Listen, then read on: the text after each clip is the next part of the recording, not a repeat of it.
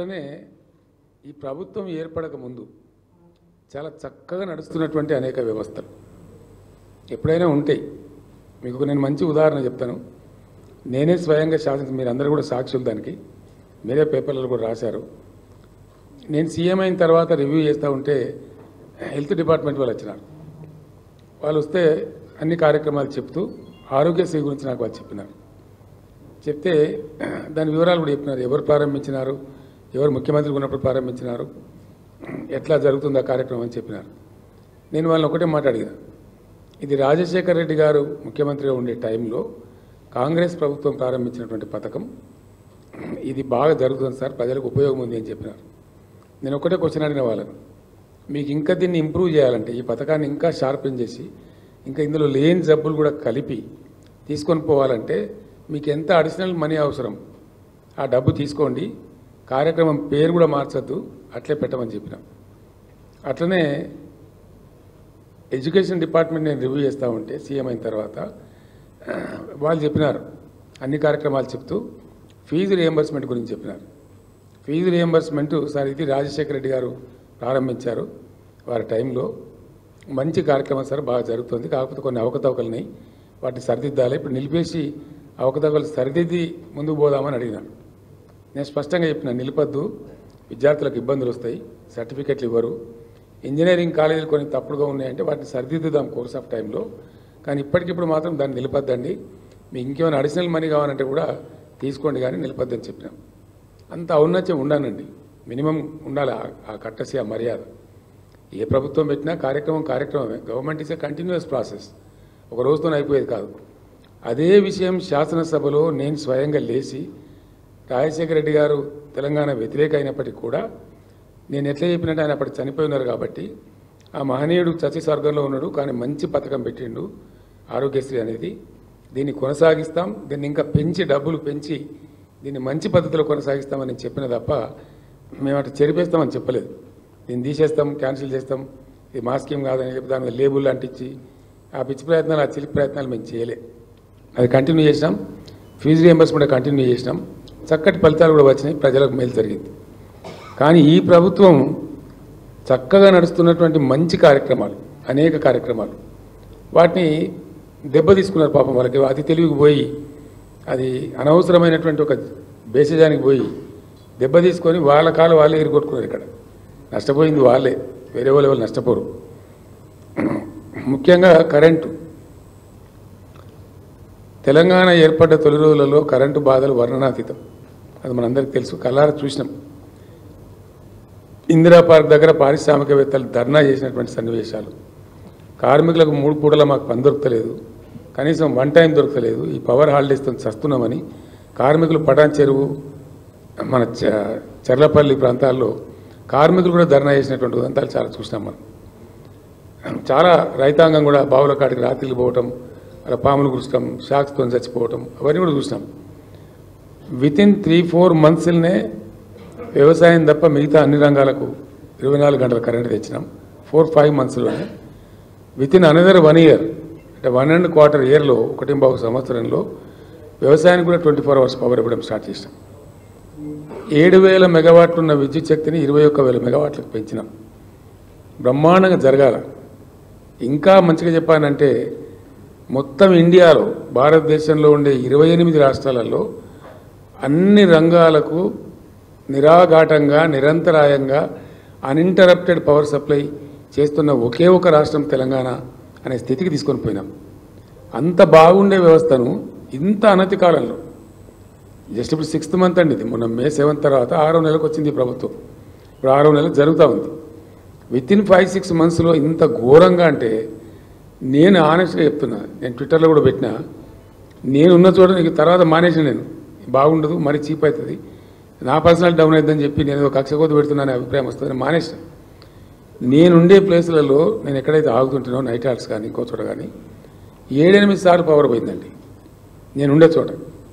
ఒక చోట మాత్రం నేను ట్విట్టర్లో పెట్టి ఆ తర్వాత మానేసిన, ఇది ఇంతే, ఇక లాభం లేదు, దున్నపోతు మీద వనబడ్డట్టున్నది అని చెప్పి, మళ్ళీ దాన్ని కూడా ఏదో ఇది నిజం కాదు అని వీళ్ళు పిచ్చోళ్ళలాగా అరవటం, అది నా స్టాండర్డ్ తగ్గిపోతే నేను మానేసుకున్నా.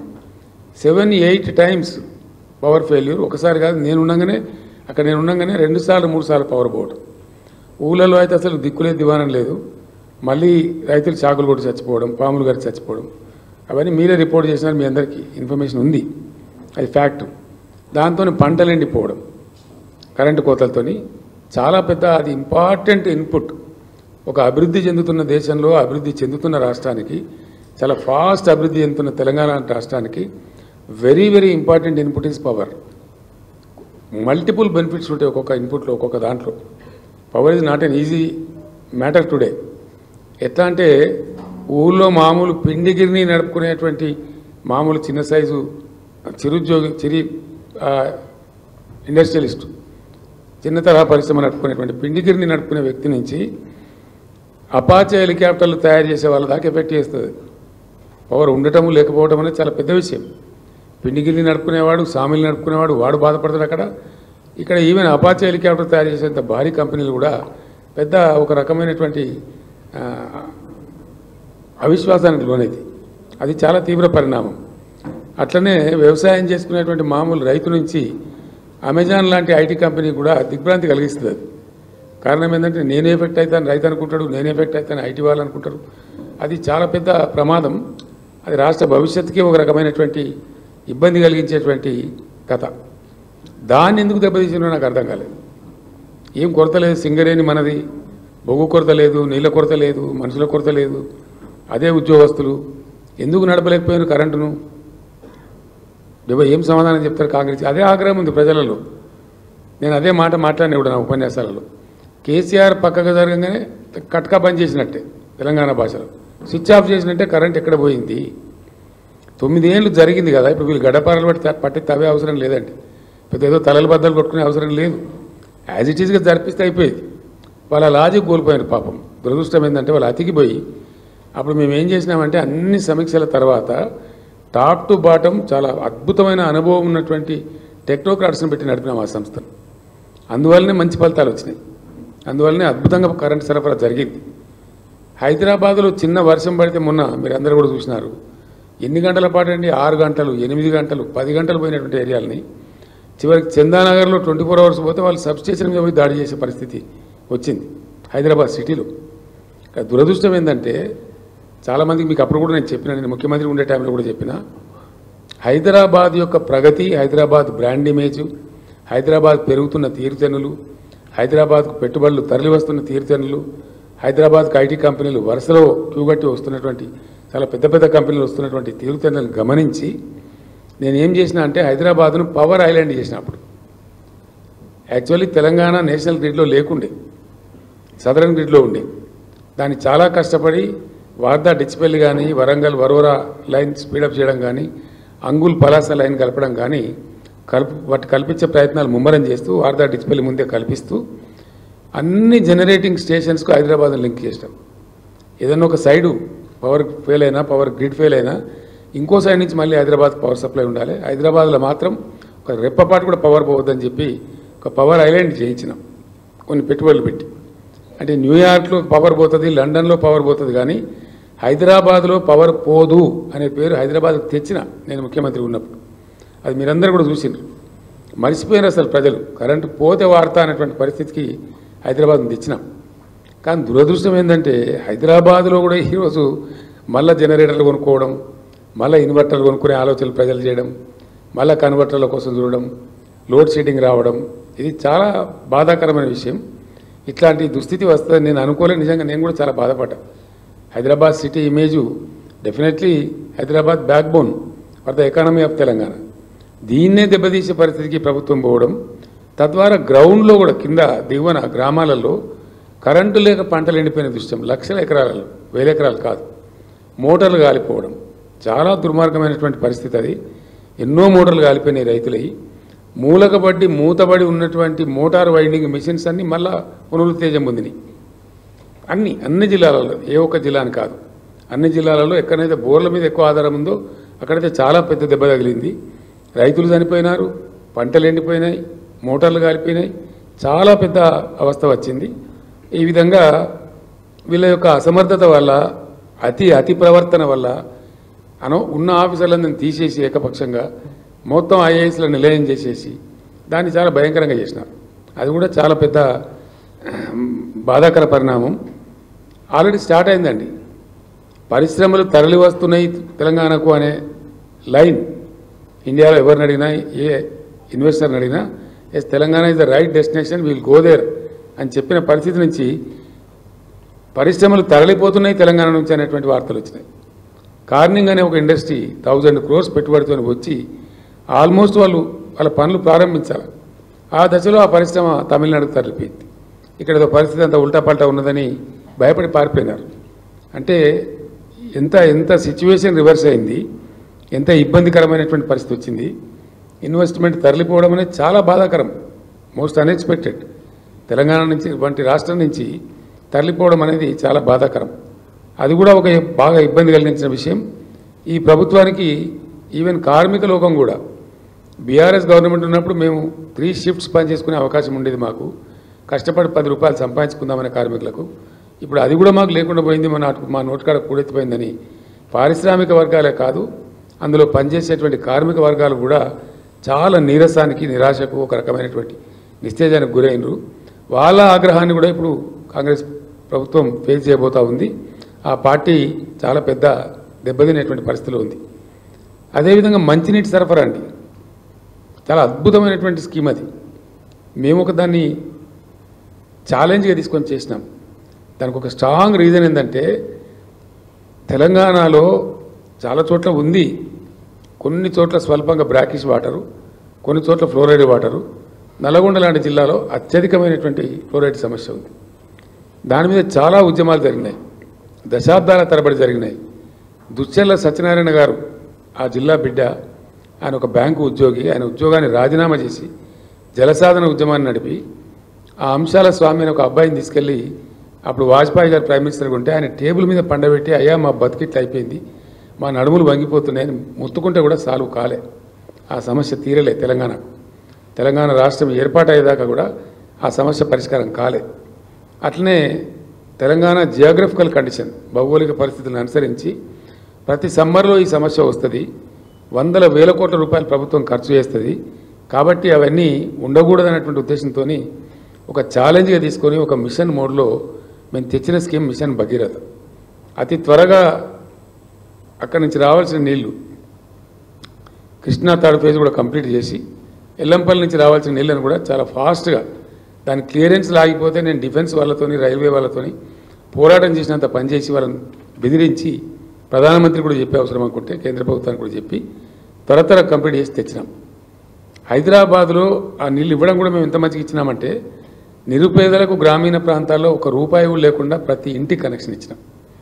అట్లనే హైదరాబాద్ సిటీలో ₹1, హైదరాబాద్ సిటీ కానీ లేదా ఇతర మున్సిపాలిటీలలో కానీ పబ్లిక్ స్టాండ్ పోస్ట్, అంటే వీధి కుళాయిలు లేకుండా, వీధి నల్లాలు లేకుండా ప్రతి ఇంటికి ₹1 మాత్రమే నల్లా కనెక్షన్ ఇచ్చి బ్రహ్మాండంగా వాటర్ ఇచ్చినాం. అసలు ట్యాంకర్లన్నిటి మాయమైపోయినాయి. నీళ్ళు కొనుగోలు అనేది బంద్ అయిపోయింది, నీళ్ళ వ్యాపారం బంద్ అయిపోయింది రాష్ట్రంలో. కానీ చిన్న కాలంలో 2, 3, 4 నెలల్లోనే వీళ్ళ అతి ప్రయత్నాల వల్ల, అతి ప్రవర్తన వల్ల అసలు తాగునీటి విషయంలో ఇప్పుడు ప్రజలు అనుభవిస్తున్న బాధ చెప్పనాలో కాకుండా ఉందండి. మళ్ళీ బిందెలు వచ్చినాయి, బిందెలు మోస్తున్నారు ప్రజలు, దూరం నుంచి మోస్తున్నారు. అనేక రకాల సమస్యలు. నల్లగొండలో ఫ్లోరైడే కాదు, మన ఏజెన్సీ ఏరియాలలో కూడా అనేక గిరిజనులు చచ్చిపోదురు. మనం అందరం కూడా చూసినాం.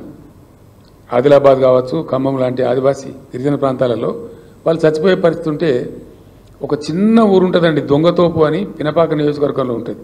చాలా చిన్నది, చాలా దూరం అడవిలో ఉంటుంది, పెద్ద కీకారణ్యంలో ఉంటుంది. అక్కడికి కూడా నీళ్ళు ఇచ్చినాం మా ప్రభుత్వంలో ఛాలెంజ్గా తీసుకుని. ఏ ఒక్క గిరిజన గూడాన్ని కానీ, ఏ ఒక్క లంబాడి తండాన్ని కానీ, ఏ చిన్న ఆవాసం కూడా మంచినీళ్ళు లేకుండా వాళ్ళకి ఇళ్లలో నల్లాలు పెట్టి నీళ్ళు ఇచ్చి సప్లై చేసినాం. ప్రజలు బ్రహ్మాండంగా 5-6 ఏళ్ళు ఎంజాయ్ చేసినారు. మరి దాన్ని ఎందుకు నడపలేకపోయినారు? కరెంటు చక్కటి వ్యవస్థ, బాగా నిర్మాణం జరిగి పటిష్టపడి అద్భుతమైన పవర్ ఉండి, ఇంకా మన వీళ్ళకి పవర్లో కలిసి వచ్చిన అంశం ఏంటంటే, ఈ మధ్యనే ప్రధానమంత్రి ఆ ఎన్టీపీసీ మొదటి దశ 1600 మెగావాట్లు కూడా చేసి జాతికి అంకితం చేసినారు. అది ఛార్జ్ అయింది, నడుస్తూ ఉంది. అంటే మేము చేసింది కాకుండా ఇంకో 1600 మెగావాట్లు యాడ్ అయింది వీళ్ళకు. అది ఎట్లా మరి పవర్లో వీళ్ళు ఫెయిల్ అయినారో నాకు అర్థం కాలేదు. అది బాధాకరమైన విషయం. అదే ప్రజలు బాగా ఆగ్రహానికి గురవుతూ ఉన్నారు. 9 సంవత్సరాలు వచ్చిన పవర్ ఎక్కడ పోయింది? 9 సంవత్సరాలు వచ్చిన మంచినీళ్ళు ఎక్కడ పోయింది? ఇంత దారుణమైంది. మళ్ళీ ట్యాంకర్లు కొనుక్కోవాల్సిన దుస్థితి అయింది. నాకుండే సమాచారం మేరకు ఇప్పటికే హైదరాబాద్ నగరంలో 2.5 లక్షల ట్యాంకర్ల పైగా ప్రజలు ట్యాంకర్స్ కొనుగోలు చేశారండి. More than 2.5 lakh tankers have been sold in only Hyderabad.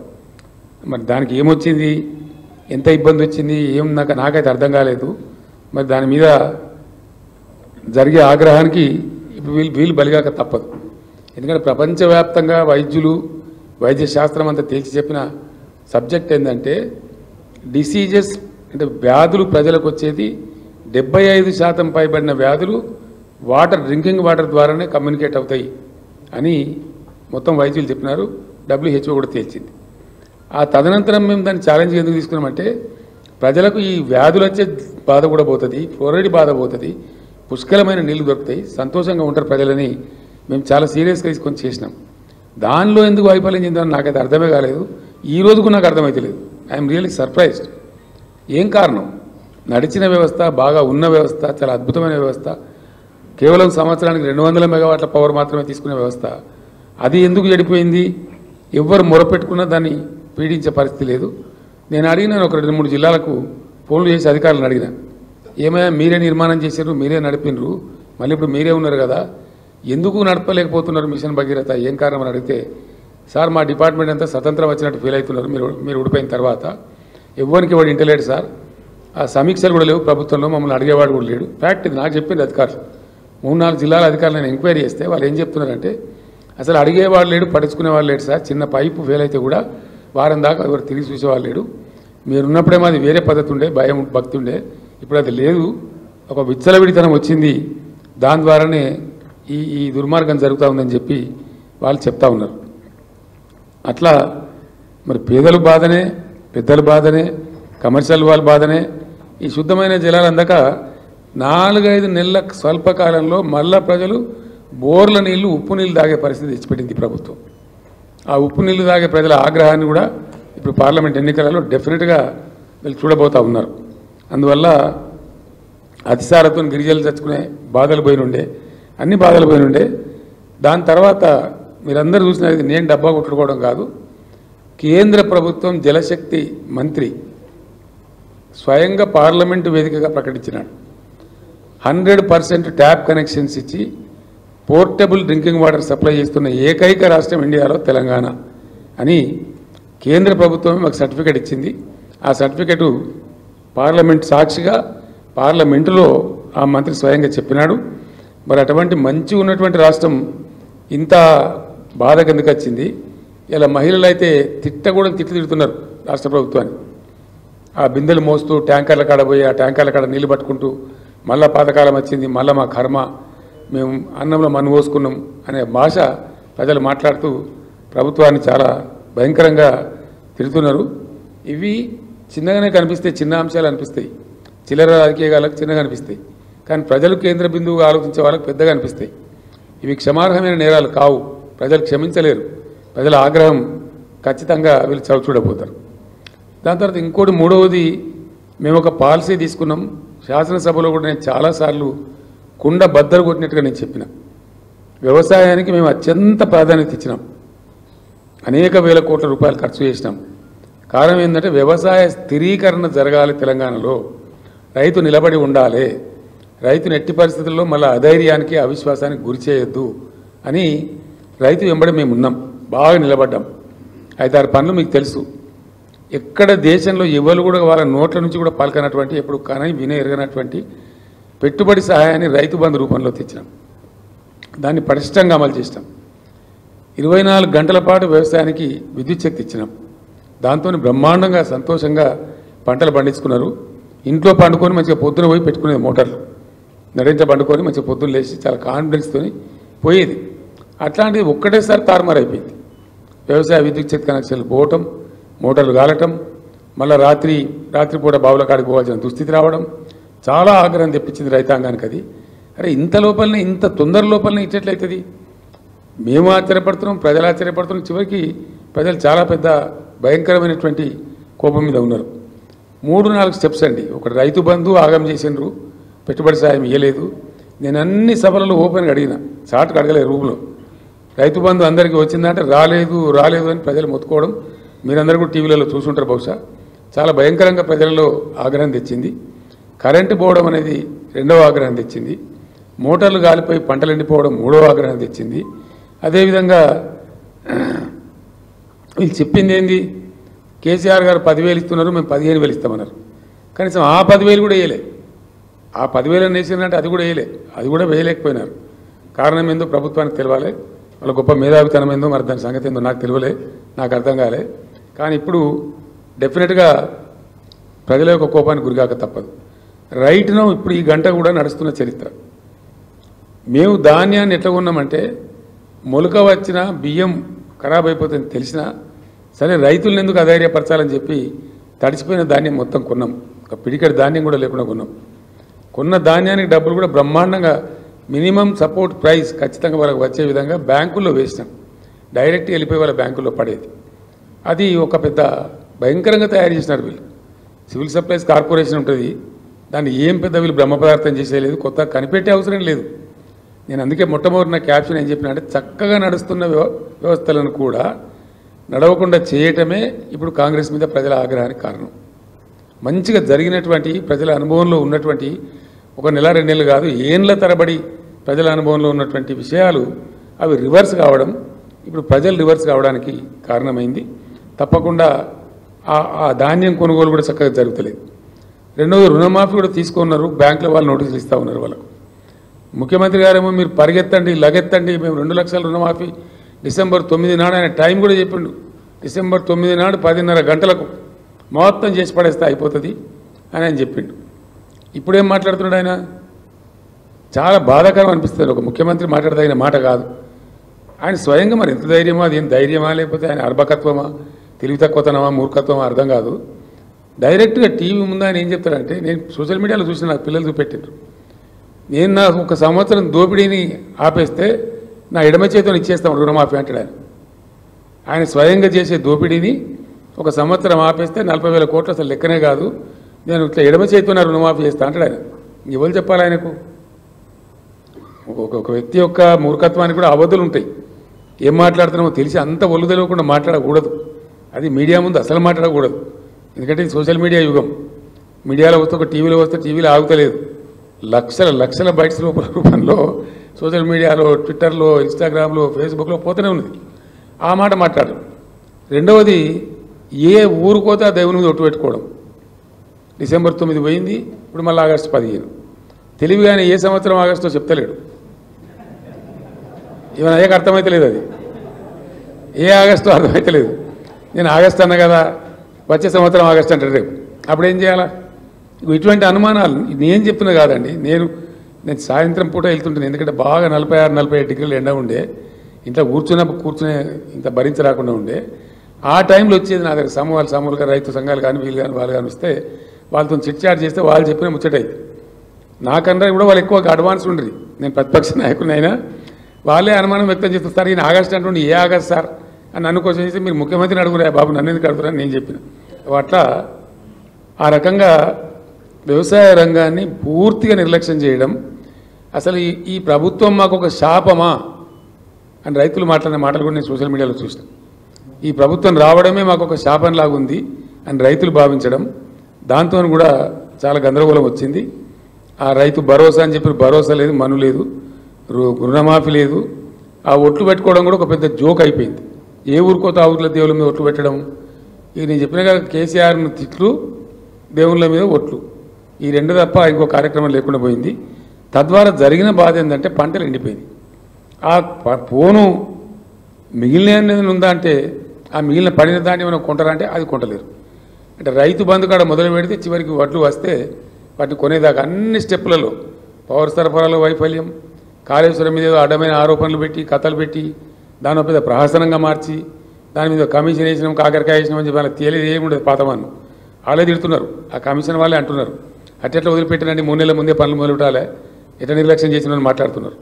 వాడు కూడా నేషనల్ డ్యామ్ సేఫ్టీ అనేది వాడదే మాట్లాడుతున్నారు. ఎట్లా వదిలిపెట్టినండి ఇన్ని రోజులు నాకు అర్థం కాదు, ఇది రిపేర్ చేసుకోవాలి కదా ఇమీడియట్గా అని వాళ్ళు కూడా తిడుతున్నారు, ఇలా ప్రభుత్వాన్ని నిందిస్తున్నారు. అట్లా చేసి గోదావరికి 80-90 టీఎంసీల నీళ్లు వదిలిపెట్టి నీళ్లు సరఫరా చేయలేదండి, చెరువులు నింపలేదు, చెక్ డ్యాములు నింపలేదు, భూగర్భ జలమట్టం పడిపోయింది, లక్షల రూపాయలు మళ్ళీ వేస్ట్ చేసుకున్నారు. లక్షల రూపాయలు రైతులు బోర్లు వేసి పాపం చివరి దశలో 2 తల్లు పెడితే పండుతుంది, 3 తల్లు పెడితే పండుతుంది అనే ఆశతోని కరెంట్ సరిగ్గా రాక మళ్ళీ బోర్లు వేసుకుంటే చాలా భయంకర భూగర్భ జలమట్టం పడిపోయింది, బోర్లు వేసుకున్నారు, చాలా పెద్ద ఇబ్బంది వచ్చింది. అంటే ఒక సింగిల్ ఇన్పుట్ ఎన్నిటికి నష్టం చేస్తుంది అంటే ఒక నీళ్లు అనేది మంచినీళ్ళ కరువు, సాగునీళ్ళ కరువు, పంటలు ఎండిపోవటం, చెరువులలో చేపలు ఎండిపోవటం, ఇవన్నీ భయంకరమైనటువంటి దృశ్యాలు వెరీ షార్ట్ పీరియడ్లో రావడం. బీఆర్ఎస్ గవర్నమెంట్ ఉన్నప్పుడేమో మత్స్యకారులు మమ్మల్ని అడిగేది, సార్ పూర్తి లాస్ట్ చివరి విడిగా చేపలు పట్టుకోలేకపోతున్నాం సార్, కొన్ని నీళ్ళు ఖాళీ చేయించండి. ఫైనల్ మేము దాన్ని లూటీ చేసుకోవడం అంటారు, చెరువు లూటీ చేసుకోవడం అంటారు, లూటీ చేసుకోలేకపోతున్నాము, నీళ్ళు వదిలేయండి సార్ అని అడుగుతారు. అట్లాంటిది ఇప్పుడు నీళ్ళు పోయి చెరువులు ఎండిపోయి చాలా వేలాది చెరువులు ఎండిపోయి ఆ చెరువులలో చేపలు చచ్చిపోయినాయి. ఆ విధంగా చేన్లని పశువుల మీద కొందరు వదిలిపెట్టినారు, కొందరు కాలబెట్టుకున్నారు, రకరకాలుగా బాధపోయినరు. ఆ రకంగా అది పోయింది. ఫైనల్గా ఇంకోటి ఏంటంటే బోనస్ మేము 500 రూపాయలు క్వింటల్కి ఇస్తామన్నారు. వీళ్ళు వచ్చిన తర్వాతనే వానాకాలం పంటలు వచ్చినాయి, దానికి ఎగ్గబెట్టారు, మళ్ళీ పంట నుంచి ఇస్తామన్నారు. ఈ పంట కానీ ఇస్తున్నారా అంటే అసలు దాని మాట కానీ దాని ఊసు కానీ దాని ప్రయత్నం కానీ లేదు, ప్రయత్నం లేదు, ఏమి లేదు. బోనస్ అనేది బోగస్ అయిపోయింది. అది కూడా బాగా ప్రజలు ఆగ్రహానికి గురవుతున్నారు. చాలామంది రైతులు చెప్పేది ఏంటంటే బోనస్ అట్లా చావని కనీసం మద్దతు ధరను ఇప్పియండి అని మొత్తుకుంటున్నారు. వెరసి top to bottom Rythu Bandhu పెట్టుబడి సహాయం కానించి మొదలు పెడితే పంటల కొనుగోలు దాకా కూడా నీళ్ళు ఇవ్వడంలో, కరెంట్ ఇవ్వడంలో విఫలమై లక్షల ఎకరాలు ఎండబెట్టి మోటార్లు కాలబెట్టి కూడా ఈ ప్రభుత్వం ప్రజల యొక్క ఆగ్రహానికి గురికాపోతున్నది. అది వాళ్ళ దుష్పరిపాలనే వాళ్లకు శాపంగా మారుతున్నదని నేను మనవి చేస్తూ ఉన్నా. అదేవిధంగా ఇంకో మాట కూడా వీళ్ళు రైతులను కన్ఫ్యూజ్ చేసినారు, పెద్ద కన్ఫ్యూజన్ క్రియేట్ చేసినారు. నిన్న మొన్న కూడా మాట్లాడుతున్నారు. మరి అది అధిక తెలివి ఏందో నాకు తెలియదు. చెప్తే క్లియర్గా చెప్పాలి స్పష్టంగా. ఒక లక్షల మంది కుటుంబాలకు సంబంధించి కోట్ల మంది ప్రజలకు సంబంధించిన అంశం ఎప్పుడు చెప్పినా ఒక బాధ్యత గల ప్రభుత్వం స్పష్టంగా కుండబద్దలు కొట్టినట్టు చెప్పాలి. దాన్ని రైతు బంధు ఇచ్చే విధానాన్ని కూడా మారుస్తాం, మేము అదేదో పెడతామని కదా దాన్ని పేరేందో చెప్పలేదు కాదు సార్. అది శాటిలైట్ ద్వారా జియో ట్యాగ్ మన ట్యాగ్ ఏదో పెట్టి అదే పెట్టి దాంతో ఫోటోలు తీసి సాగు చేసినకే వేస్తాం. దాంతో రాదు సావదు అవన్నీ ప్రయోగాలు ఎప్పుడూ ఫెయిల్ అయినాయి. అంటే ఏమవుతుంది ఇప్పుడు రైతు బంధు వీళ్ళు ఇయ్యరు, వాళ్ళు ఎగబెట్టదలుచుకున్నారు. అసలు సంగతి రైతు బంధు ఏంటంటే మేము అప్పుడు వేసిందే దాదాపు 15,000 కోట్ల రూపాయలు. ఇప్పుడు వీళ్ళు చెప్పిన ప్రకారం ఏంటంటే ఇంకో 5-6 వేల కోట్లు పెరుగుతుంది. అంటే సంవత్సరానికి నెట్ మనీ 21,000 22,000 కోట్లు పే చేయాలి. చేయలేమని తెలిసిపోయింది వాళ్ళకు. తెలిసిపోయి దాన్ని ఎగబెట్టాలా. ఎగబెట్టిన ఏం చేయాలా? కుంటి సాగులు చెప్పాలి.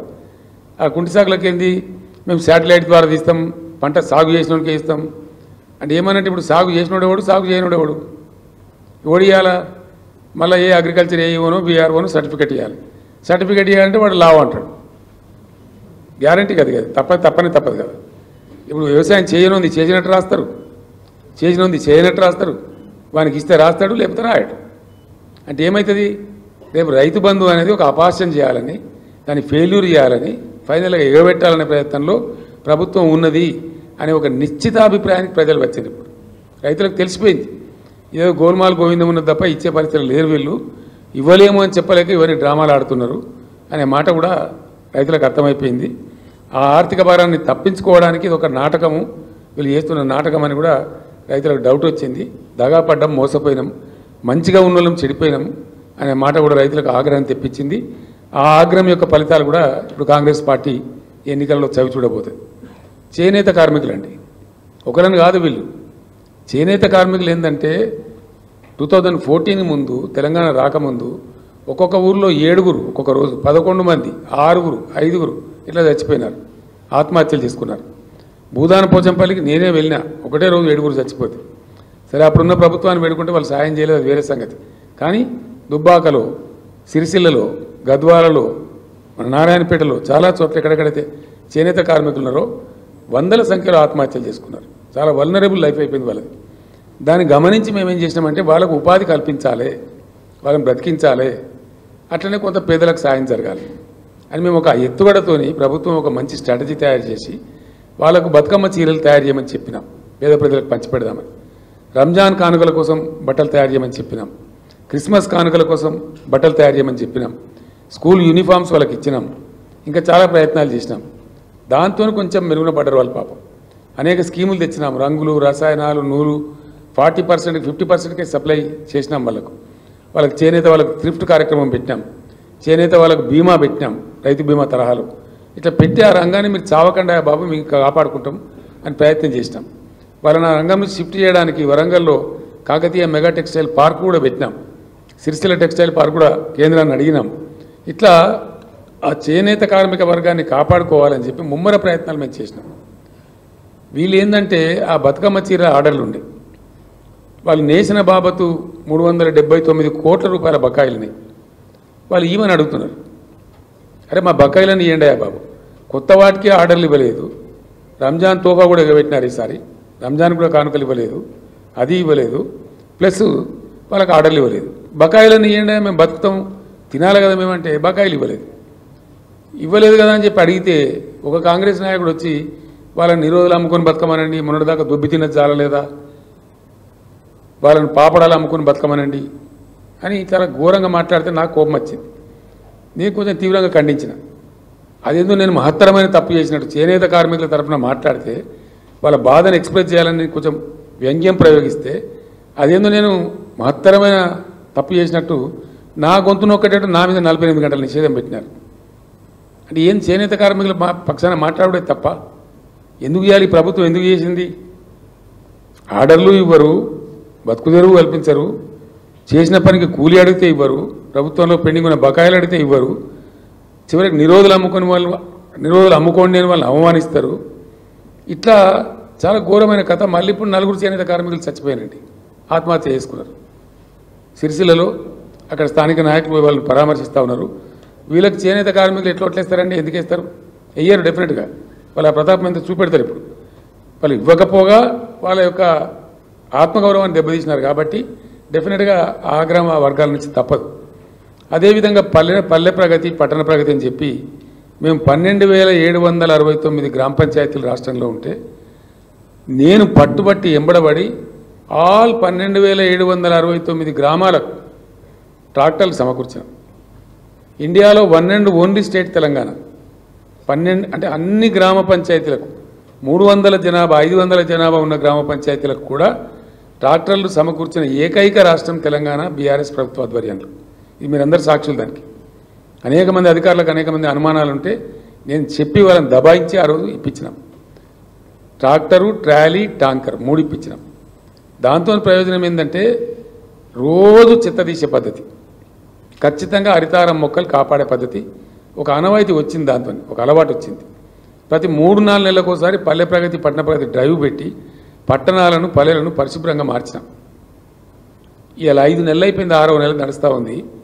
₹1 గ్రాంట్ అండి. వీళ్ళు సర్పంచ్లను తీసేసి పర్సనల్ ఇన్ఛార్జిని పెట్టినారు. సర్పంచ్లనే కొనసాగించేది ఏం పోయేది ఉండే, అంత మునిగిపోయేది ఉండేనా?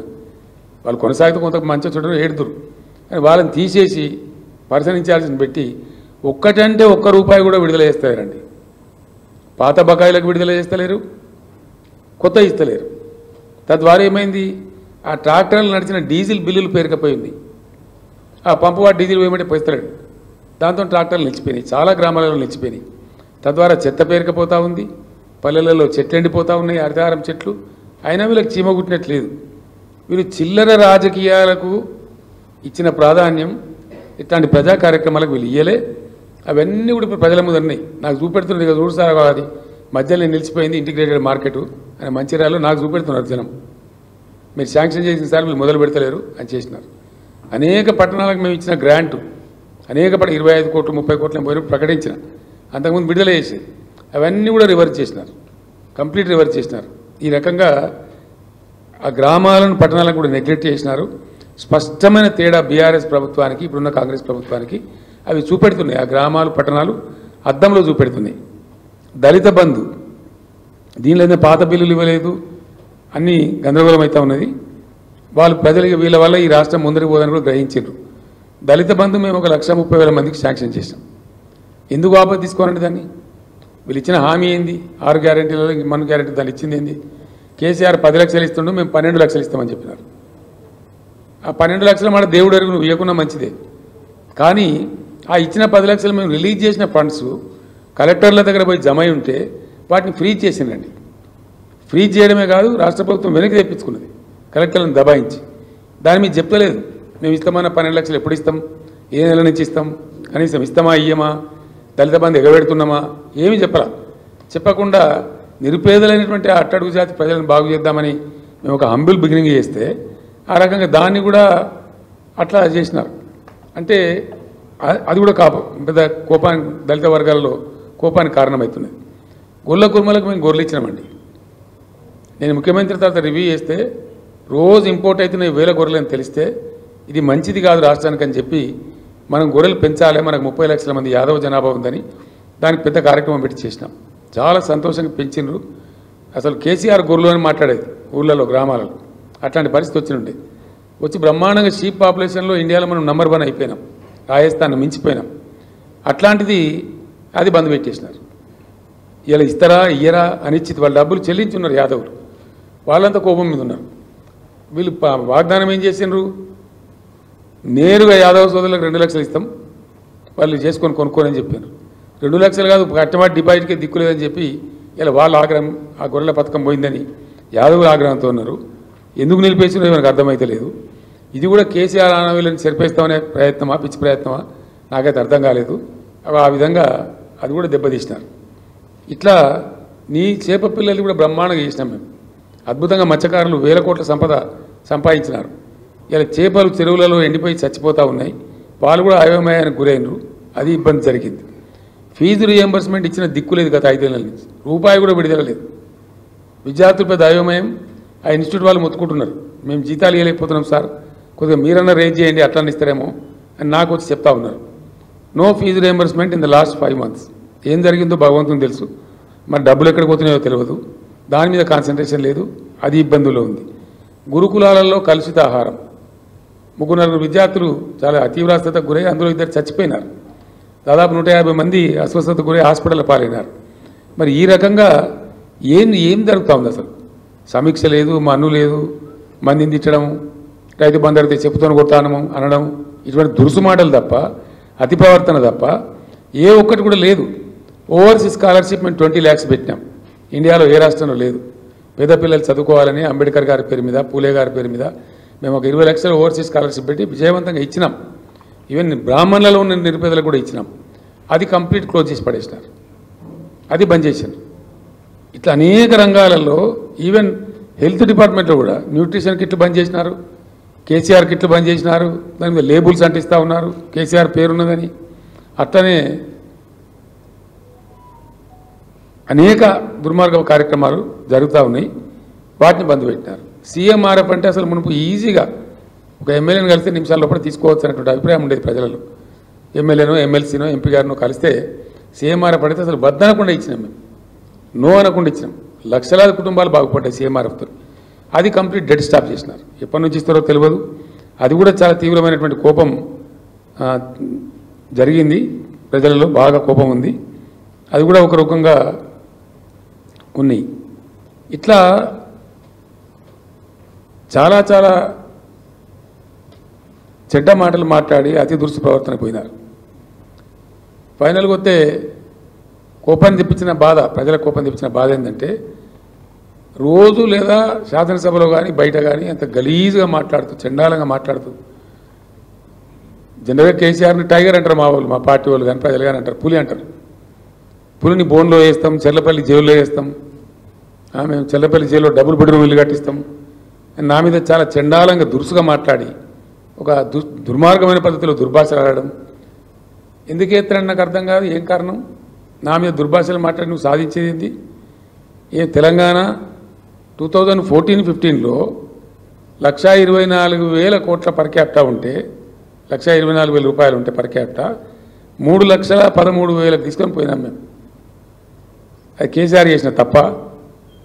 ఇండియాలో నంబర్ 1 పర్ క్యాపిటా తెలంగాణ. దేశంలో తెలంగాణను అధమస్థ స్థాయి నుంచి నంబర్ 1 చేసుడు తప్ప. అట్లనే తెలంగాణ జిఎస్డిపి 4.17 లక్షలు ఉంటే 2014-15లో 24కి వచ్చేటప్పటికి 14.5 lakhs crores తీసుకొని పోయినాం. అద్భుతమైన గ్రోత్. అసలు జిఎస్డిపి గ్రోత్లో దేశ సగటు కంటే చాలా ఎక్కువ మల్టిపుల్ గ్రోత్. తప్ప దానికోసం కేసీఆర్ని దుర్భాషలాడన్నా, కేసీఆర్ నిందించన్నా? What it is. అదేవిధంగా అన్ని రంగాలకు 24 గంటల నిరంతర నాణ్యమైన విద్యుత్ ఇచ్చిన ఒకే రాష్ట్రంగా తెలంగాణ తీర్చిదిద్దిండు కేసీఆర్. అందరికి తెలిసింది, ప్రజలు అనుభవించింది, ప్రజల అనుభవంలో ఉన్న ముచ్చట, స్టోరీ కాదు. దానికోసం దుర్భాషలాడన్నా?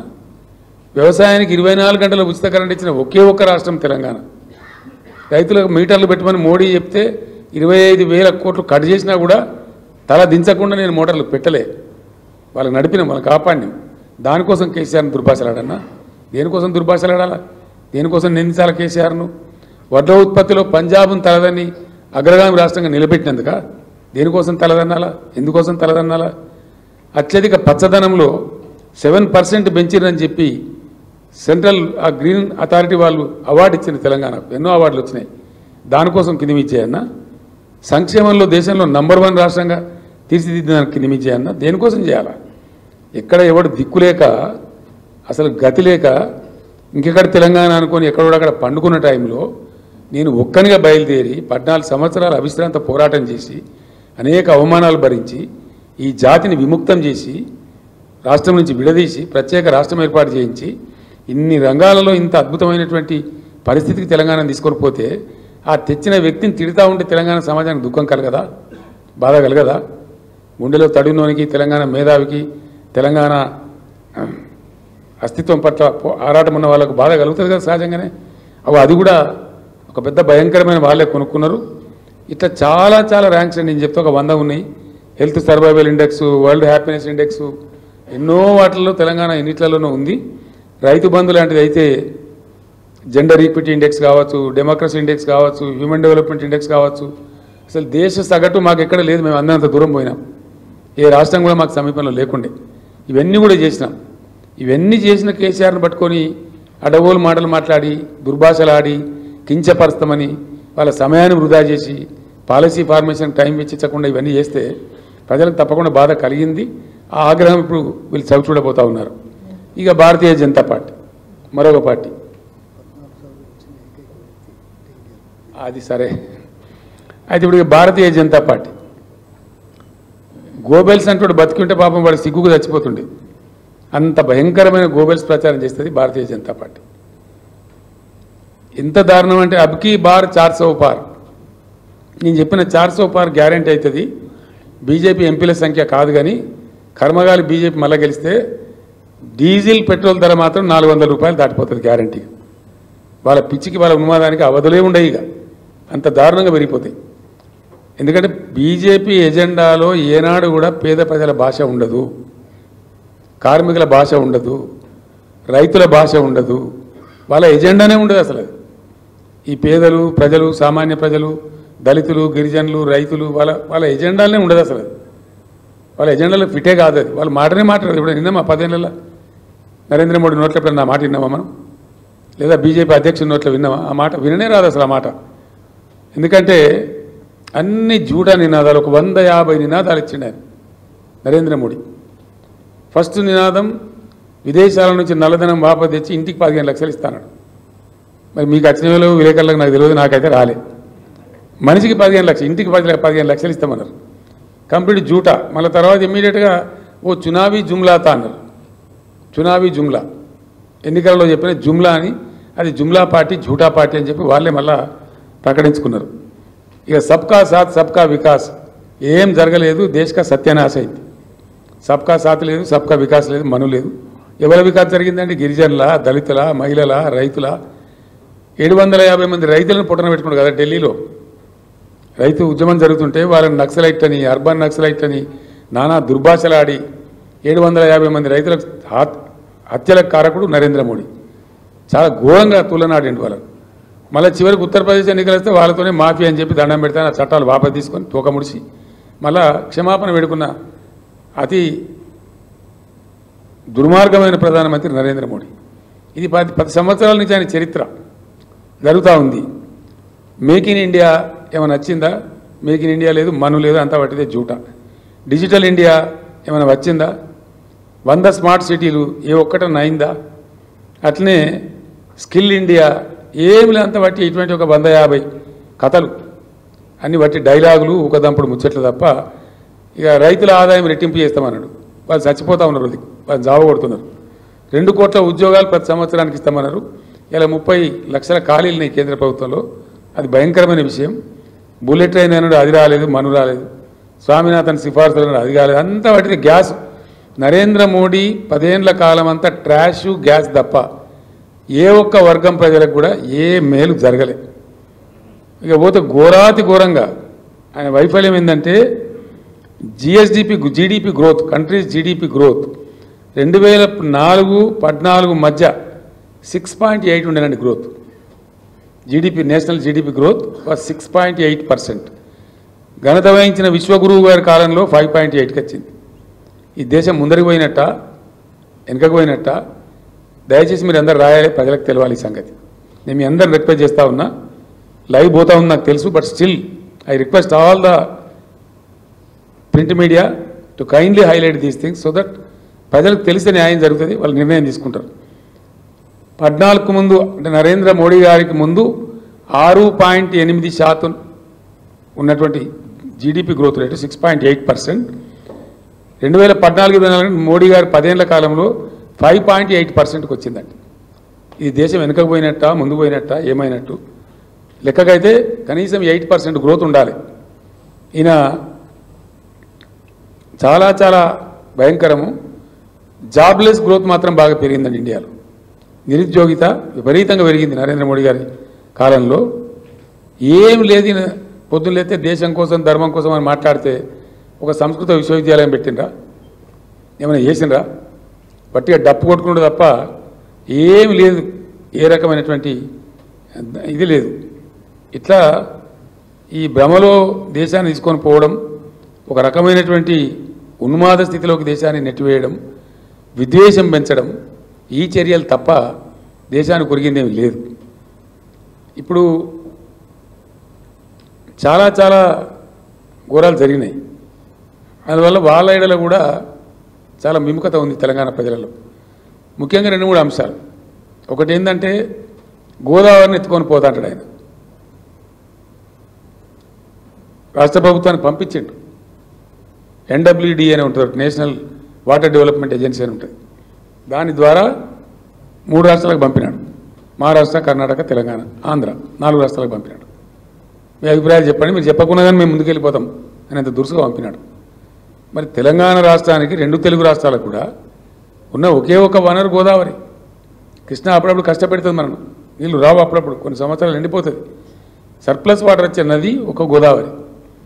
నేను ముఖ్యమంత్రి ఉండే టైంలో ఈ ప్రతిపాదన తెస్తే నా తల ఏమైనా సరే నువ్వు ఏం చేసుకుంటావో చేసుకో, we don't agree to this అని చెప్పినాం.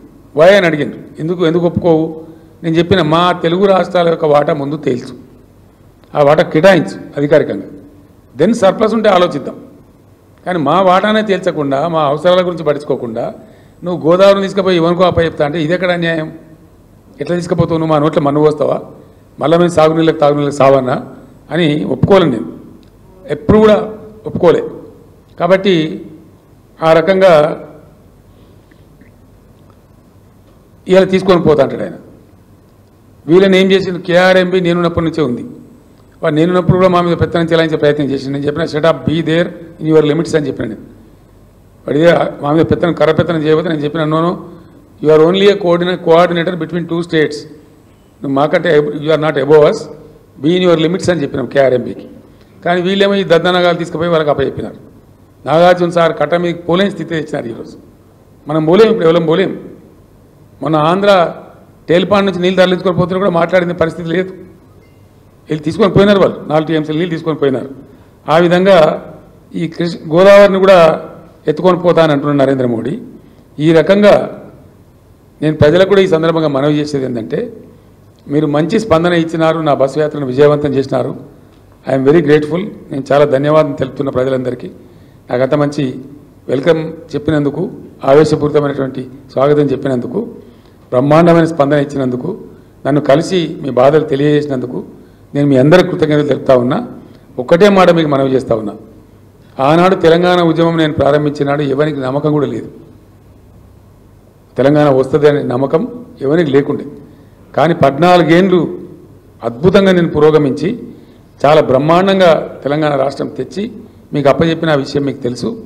ఆ తర్వాత 10 ఏళ్ళు ఒక పూల పొదరిల్లు లాగా దీన్ని ఒకటి అన్ని వర్గాల ప్రజలను కూడా ఒక సమభావంతో చూస్తూ అన్ని మతాల వారిని అన్ని కులాల వారిని అందరినీ గౌరవిస్తూ ఒక మంచి నీట్గా ఉండే తెలంగాణను తయారు చేసి పర్ క్యాపిటా పెంచినాను, జిఎస్డిపి పెంచినాను, మౌలిక సమస్యలు తీర్చినాను, శాశ్వతంగా దరిద్రాలు పోగొట్టే దళిత బంధు లాంటి పరిస్థితులు కూడా తీసుకొచ్చినాము.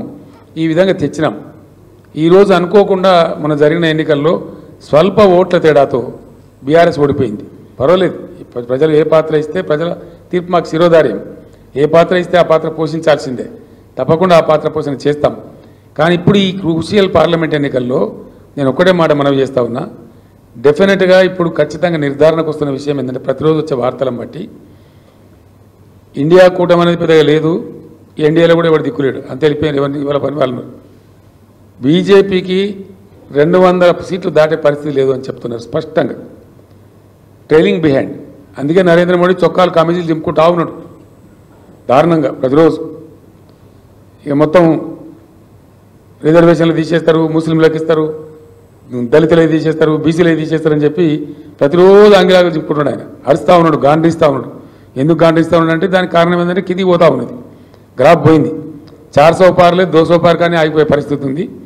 మ్యాక్సిమం నాకు మనం వచ్చిన నేషనల్ న్యూస్ ఛానల్స్ వాళ్ళు నేను అడిగిన ప్రైవేట్గా ఏమైనా ఏం సంగతి అంటే 220 నై పార్ కర్తే సాబ్ అని చెప్తున్నారు, అక్కడనే ఆగిపోయే పరిస్థితి ఉందని చెప్తున్నారు. దాంతో గాండ్రింపులు మొదలుపెట్టినారు. ఇప్పుడు అది జరుగుతూ ఉన్న సన్నివేశం. కాబట్టి కాంగ్రెస్ పరిస్థితి దారుణంగా ఉంది. వాళ్ళు ఎట్లా దిగజారిపోయి ఉన్నారు, వాళ్ళకు కూడా లేదు. డెఫినెట్గా కనబడుతున్న దృశ్యం ప్రకారం ఖచ్చితంగా నా అనుభవం ప్రకారం నేను చెప్తున్నా, ప్రాంతీయ పార్టీల కూటమే ఈరోజు దేశాన్ని శాసించే స్థాయికి పోతా ఉంది. ఒక రివర్స్ సీన్ కనపడుతుంది. ఇప్పుడు నాకు నేషనల్ టీవీ ఛానల్ వాళ్ళు నన్ను అడిగినారు, మీరు 10-12 సీట్లు గెలుస్తామంటారు కదా కేసీఆర్ గారు, మీరు అటు సపోర్ట్ చేస్తారా ఇటు సపోర్ట్ చేస్తారంటే లేదు బాబు, it is going to be otherwise. ప్రాంతీయ పార్టీలు అందరం కలిసి బలమైనటువంటి కూటమి ఏర్పడతాం. మాకు కాంగ్రెస్ బీజేపీ సపోర్ట్ చేసే పరిస్థితి వస్తుంది, మేము వాళ్ళకి సపోర్ట్ చేసే రోజులు పోయినాయి. ఇప్పుడు ఇండియాలో ఈ పార్లమెంట్ ఎన్నికల్లో ఆ సీన్ రాబోతా ఉంది. నేను మళ్ళొకసారి రిపీట్ చేస్తున్నా, మీకు బోర్ కొట్టినా సరే. ఇప్పుడు పార్లమెంట్ ఎన్నికల అనంతరం ఇక్కడ రాబోయే దృశ్యం ఏంటంటే భారతదేశంలో స్కాండినేవియన్ కంట్రీస్లో వచ్చినట్టుగా ప్రాంతీయ శక్తులు బలోపేతమై, ప్రాంతీయ పార్టీలు బలోపేతమై వీళ్ళ కూటమే పెద్దదిగా అవతరించబోతున్నది. వీళ్ళకే ఏదో ఒక జాతీయ పార్టీ సపోర్ట్ ఇచ్చి ప్రభుత్వం ఏర్పాటు చేసే పరిస్థితి రాబోతూ ఉంది డెఫినెట్గా. కాబట్టి ఇటువంటి కీలక సమయంలో 100% గోపాల్, మీకు ఏం డౌట్ అవసరం లేదు సోమగోపాల్ గారు, 100% I'm telling you see it. నేను 2-3 విషయాలు చెప్తున్నా, 100% జరగబోతాయి. నేను తిరిగి వచ్చి చెప్తా ఉన్నా, ఊరికే చెప్తాను, ఇంట్లో కూర్చుండి జోషన్లాగా చెప్తలేను. బీజేపీకి ఈ రాష్ట్రంలో 1 or none, ఐదర్ 1 ఫ్లూక్లో గెలిస్తే లేదా నన్. అమిత్ షా అంతా గోబెల్స్ ప్రచారం, డబుల్ డిజిట్ అని, డిజిటే దిక్కుంటట్లేదురా బాబు అంటే డబుల్ డిజిట్ అంటాడు. 1 or none for BJP in Telangana. South India నుంచి బీజేపీకి 10 సీట్లు దాటే పరిస్థితి లేదు. కేరళ 0, తమిళనాడు 0, ఏపీ 0, తెలంగాణ 0, కర్ణాటకలో బాగా డబ్బాలు కొట్టినారు. ప్రజ్వల్ గడబడి తర్వాత 6-7 సీట్లకు పరిమితం అనేది సమాచారం వస్తూ ఉంది. అంటే 130 సీట్లున్న దక్షిణ భారతదేశం నుంచి బీజేపీ బిలో 10. ఉత్తర భారతంలో చాలా ఘోరంగా దెబ్బతింటా ఉంది. మీరందరూ విలేకరులు, మీరు బాగా వార్తలు చూస్తారు, మీరు కూడా విశ్లేషించండి నా ప్రెస్ కాన్ఫరెన్స్ తర్వాత. తెలంగాణలో బీజేపీకి 1 or none, బీఆర్ఎస్ 14 లేదా 12. ఆశ్చర్యకరమైన ఫలితాలు వస్తాయి. నేను చెప్పిన వర్గాల యొక్క ప్రజల ఆగ్రహం, వాటన్నింటినీ అంచనా కట్టి చెప్తున్నాను నేను. ఇవాళ కాంగ్రెస్ కనీసం 9 స్థానాలలో 3వ స్థానంలో ఉంది, 9 స్థానాలలో 3rd ప్లేస్లో ఉంది. బీజేపీ సెకండ్ ఉన్నా చాలా ఫార్ ఆఫ్ ఉంది మాతో, చాలా far off. For example Peddapalli లాంటి సిచ్యువేషన్ ఉంది, కాంగ్రెస్ 3rd ప్లేస్లో ఉంది, బీజేపీ మా దాంట్లో సగం కూడా లేదు. నామకే వాస్తే సెకండ్ ప్లేస్, కానీ మేము 52, 53 ఉంటే వాళ్ళు 21, 22 ఉన్నారు. అట్లా ఫార్ ఆఫ్ ఆ పరిస్థితి ఉంది రాష్ట్రంలో, స్పష్టంగా కనపడతా ఉంది. దీన్ని సద్వినియోగం చేసుకొని తెలంగాణ అస్తిత్వాన్ని కాపాడుకోవాలంటే, తెలంగాణకు కృష్ణా గోదావరి జలాలు దక్కేటువంటి దాన్ని సాధించుకోవాలంటే తెలంగాణ ఆత్మగౌరవం అస్తిత్వ గౌరవం నిలబడాలంటే ఖచ్చితంగా ఈ క్రూషియల్ టైంలో బీఆర్ఎస్ ఎంపీలనే గెలిపించాలి. ఆ ఆవశ్యకత ఉంది. నేను మీ బిడ్డగా చెప్తా ఉన్నా తెలంగాణ ప్రజలకు, ఈ క్రూషియల్ టైంలో కేంద్రంలో మనం కీలకంగా మారబోతాం. మీరు ఒక 14 సీట్లు నాకు గెలిపియండి, నేను చూపిస్తా తెలంగాణ తడాకా ఏందో దేశ రాజకీయాల్లో నేను చూపిస్తా. మీరు సమున్నతంగా ఇది మా తెలంగాణ అని తలెత్తుకొని చెప్పుకునే విధంగా బ్రహ్మాండంగా రాజకీయాలను శాసిస్తాం. ఆ రకంగా తెలంగాణ దేశ రాజకీయాలను శాసించే దిశగా పోవాలి. తెలంగాణ మేధావి లోకానికి, తెలంగాణ యువతకు నేను చేసే విజ్ఞప్తి, ఒక ఒరబడిలో పడి కొట్టుకొని పోవద్దు, ఒక దానిలో పడి కొట్టుకొని పోవద్దు. మంచిగా స్థిరంగా ఆలోచించి నిర్ణయం తీసుకొని బీఆర్ఎస్ని గెలిపిస్తే బీఆర్ఎస్ ఇంటి పార్టీ, ఏ రోజైనా తెలంగాణ కోసం పేగులు దిగేదాకా కొట్లాడే పార్టీ. కాబట్టి దయచేసి బీఆర్ఎస్ను అత్యధిక స్థానాలలో అత్యధిక మెజార్టీతో గెలిపించండి. తెలంగాణ ఆత్మగౌరవాన్ని నిలబెట్టండి. తెలంగాణ నదుల నీళ్ళు తెలంగాణకు దక్కేటట్టు కాపాడండి. తెలంగాణ ఆత్మగౌరవాన్ని సమున్నతంగా ఎగరవేసే స్థాయిని కాపాడండి. బీజేపీకి ఓటేస్తే అశాంతి అలజడి తప్ప ఇంకోటి రాదు, ఏమి జరగదు. ఆ బీజేపీ పిచ్చిల పడి పోతే మనకు ఏమి రాదు. బీఆర్ఎస్ తెలంగాణ బలం, బీఆర్ఎస్ తెలంగాణ శక్తి. ఏ రోజుకైనా మంటిపైనకైనా సరే ఇంటివాడు ఉండాలన్నారు. ఈ ఢిల్లీ గులాములు గెలిచి మనకు సాధించేదేం లేదు. గతంలో 4 బీజేపీ ఎంపీలు గెలిచి ఒక కేంద్ర మంత్రి ఉంటే 4 రూపాయల పని కూడా జరగలేదు. రాష్ట్రానికి ఏమి లాభం జరగలేదు. కాంగ్రెస్ వాళ్ళు గెలిచిన చేతులు కట్టుకొని నిల్చుంటారు తప్ప వాళ్ళు మాట్లాడే పరిస్థితి కాదు. కాబట్టి ఢిల్లీ గులాముల కంటే తెలంగాణ బిడ్డలు గెలవడమే ముఖ్యం. కాబట్టి ప్రాంతీయ శక్తులతో ఇప్పుడు రాజ్యం రాబోతుంది. కాబట్టి మనం ఒక బలమైన ప్రాంతీయ శక్తిగా ఉండాలి. మనకు తమిళనాడు మంచి ఆదర్శం. తమిళనాడులో ద్రావిడులు ఎంత బలంగా ఉండి ద్రవిడ పార్టీలను గెలిపిస్తారు తప్ప బయటి పార్టీలను గెలిపియరు. మనం కూడా అట్లే తెలంగాణలో కూడా శక్తి రావాలి, తెలంగాణకు ఆ ఆలోచన రావాలి.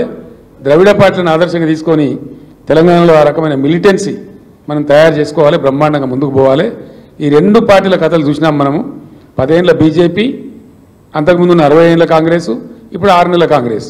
పూర్తి వాళ్ళ రూపం బయటపడ్డది. ఇంకా వాళ్ళ గురించి భ్రమపడితే మోసపోతాం, గోసపడతాం తప్ప జరిగేదేం లేదు. కాబట్టి దయచేసి బీఆర్ఎస్ను బలపరచమని ప్రజలకు విజ్ఞప్తి చేస్తూ ధన్యవాదాలు. One at a time please. ఒక్కరండి. వన్ తెలంగాణని మా హైదరాబాద్ని యూటీ చేస్తే బాగుంటుంది, లేదంటే సెకండ్ క్యాపిటల్ చేస్తే బాగుంటుంది, నాకు కూడా ఊరికి దగ్గర అవుతుంది అని చెప్పేసి మాట్లాడి. ఖర్గే లాంటి వ్యక్తికి అట్లా మాట్లాడకంటే దురదృష్టం ఇంకోటి ఉండదు. ఇన్ని రోజులు ఢిల్లీకి మోసిన ఆయన నాకు హైదరాబాద్ దగ్గర అవుతుందని మాట్లాడి హైదరాబాద్ గొంతుకు వస్తానని తెలంగాణ ప్రజలు ఊరుకోరు. నేను చెప్పిన దానికి ఇదే బలమైన కారణం. ఖర్గే లాంటి వ్యక్తి కూడా హైదరాబాద్ 2వ రాజధాని కావాలంటున్నట్టే వీళ్ళు ఎవరు వచ్చినా హైదరాబాద్ దెబ్బ పెడతారని మనకు అర్థమవుతా ఉంది. హైదరాబాద్ మనది, మన సొంతం, దాన్ని ఎన్నిటి కూడా అట్లా పోనీయం. కాబట్టి ఈ ఖర్గే మాటలు కూడా నా స్టేట్మెంట్ కూడా బలపరుస్తున్నాయి. కాబట్టి అటువంటి పిచ్చి వాళ్ళకు ఇక్కడ స్థానం ఇవ్వద్దని చెప్పి కోరుతా ఉంది. సార్, హైదరాబాద్లో పవర్ కట్స్కి బీఆర్ఎస్ ప్రభుత్వం అండర్లైన్ పవర్ వేయకపోవడం, అండర్గ్రౌండ్ పవర్ వేయకపోవడం కారణమని సీఎం రేవంత్ రెడ్డి చెప్తా ఉన్నారు. ఎన్ని సిటీలలో ఉన్నాయండి అండర్గ్రౌండ్ లైన్లు ఇండియాలో? అవసరమైన చోట కొద్ది మేర వేస్తారు. ఇక సీఎం రేవంత్ రెడ్డికి ఆయన నోటికి మొక్కాలి. ఆయన ఏం చెప్తాడో అసలు ఆయనకి ఏమైనా తెలుస్తుందా తెలియదా నాకైతే అర్థమవుతుంది. సార్, భాష విషయంలో మనము దేని విషయం భాష మీరు మాట్లాడే భాష, నేను మాట్లాడుతున్నా కదా, భాష విషయంలో సంయమనం పాటించాలంటే మనం ఒక పెద్ద మనుషుల ఒప్పందం చేసుకుందామని నిన్న సీఎం ప్రతిపాదన పెట్టింది సార్. ఈ సీఎం సార్ నిన్న నైట్ దయాలు వేదాలు వలించినట్టుందండి అది. సార్, మీరు గతంలో కూడా 3వ ప్రత్యామ్నాయం కోసం ప్రయత్నం చేశారు ప్రాంతీయ పార్టీల తరఫున. ఇప్పుడు మళ్ళీ కొత్తగా ప్రత్యామ్నాయం అంటే ఎన్డీఏ యూపీఏకు ప్రత్యామ్నాయం రావాలంటే ఏ పార్టీలు కలిసి వచ్చే అవకాశం ఉంది కేంద్రంలో? నేను మీరు మంచి క్వశ్చన్ అడిగిన ద్వారా చాలా థ్యాంక్స్. ఒక మాట నేను మనవి చేస్తాను. జాతీయ రాజకీయాలలోకి పోదామని చెప్పి నేను బీఆర్ఎస్ పేరు మార్చి ఆ ప్రయత్నం చేసిన. మహారాష్ట్రకి పోయి బాగా చేసినాం. చాలా ఆశ్చర్యం ఏంటంటే నిన్న వాళ్ళు వచ్చి నా దగ్గరికి 2-3 గ్రూపులు వచ్చి బీఆర్ఎస్లో అక్కడ చేరిన వాళ్ళు, సార్ ఇప్పుడు మహారాష్ట్రలో అక్టోబర్లో శాసనసభ ఎన్నికలని మీరు వట్టిగా రానిసారి నిలబడండి, మేమంతా మీ పేరు చెప్పుకొని గెలుస్తాము, రావాలి, మా దగ్గర మార్పు రావాలి, మీ తెలంగాణలో మీ ప్రభుత్వంలో అమలు చేసిన కార్యక్రమాలు రావాలని మహారాష్ట్ర ప్రజలు బాగా కోరుతున్నారు, మిమ్మల్ని తీసుకురమ్మని అడుగుతున్నారు, మా దగ్గర ఒక భయంకరమైన అనిశ్చితి ఉందని వాళ్ళు వచ్చినారు. నేను తప్పకుండా నా జాతీయ రాజకీయ ప్రస్థానాన్ని కొనసాగిస్తాను, అందులో అనుమానం లేదు. రెండవది ఈ పార్లమెంట్ ఎన్నికల తర్వాత అందరితో ఆలోచించి మీరు అన్నటువంటి ప్రాంతీయ శక్తుల ఐక్యతకు నేను ఎంత చేయగలుగుతానో, నాకెంత సంబంధాలు ఉన్నాయో, నాకెంత తెలివితేటలు ఉన్నాయో వాటన్నిటిని రంగరించి తప్పకుండా నేను చెప్పిన పరిస్థితి ఉత్పన్నం కావడానికి అన్ని ప్రయత్నాలు చేస్తాను. ఇప్పటికే చాలా మందితో మాట్లాడుతూ ఉన్నాం, లైక్ మైండెడ్స్తోని. వారు ఎవరి పని వాళ్ళు చేసుకుంటూ ఉన్నప్పటికీ మేము కనెక్టెడ్గానే ఉన్నాం. తప్పకుండా అందరం కలిసి ఒక ప్రత్యామ్నాయం రూపొందిస్తాం. ఏదో ఒక జాతీయ పార్టీ మాకు సపోర్ట్ చేయక తప్పని పరిస్థితి ఏర్పడే పరిస్థితులు మాత్రం సృష్టిస్తాం. సార్ హలో సార్, మీరేమో బీఆర్ఎస్ ఇక్కడ సార్ ఇక్కడ మీరేమో బీఆర్ఎస్కు 12 నుంచి 14 అంటున్నారు, అసలు బీజేపీకి 1 అవర్ అని అంటున్నారు. కానీ వాళ్ళేమో బీఆర్ఎస్కే 1 లేదా 2 కాంగ్రెస్ మెజారిటీ సీట్లు గెలవబోతున్నాయి, నెక్స్ట్ బీజేపీ ఉంటుందనేది స్వయంగా ముఖ్యమంత్రి నిన్న మీడియా ప్రతినిధులతో అన్నారు. సో రెండో విషయం ఏంటంటే ముఖ్యమంత్రి చెప్పిన ఎన్ని నిజమైనయో ఎన్ని నిజం కాలేదో ప్రజలకు తెలిసిపోయింది. రెండో విషయం, ముఖ్యమంత్రి గారు చెప్పిన విషయాలు నిజాలు ఎన్ని అబద్ధాలు ఎన్ని, మన అసెంబ్లీ ఎలక్షన్లో అని చెప్పిన ఎన్ని జరిగినాయని ప్రజల అనుభవంలోకి వచ్చేసింది ఆల్రెడీ. దాని గురించి నేను కొత్తగా వ్యాఖ్యానం చేయాల్సిన అవసరం లేదు. అంటే ఈ పార్లమెంట్ ఎన్నికల ఇష్యూ కాబట్టి చెప్తున్నారు, అంటే ఈ సీట్ల విషయంలో మీరు అంటున్నారు కాబట్టి వారు అంటున్నారు.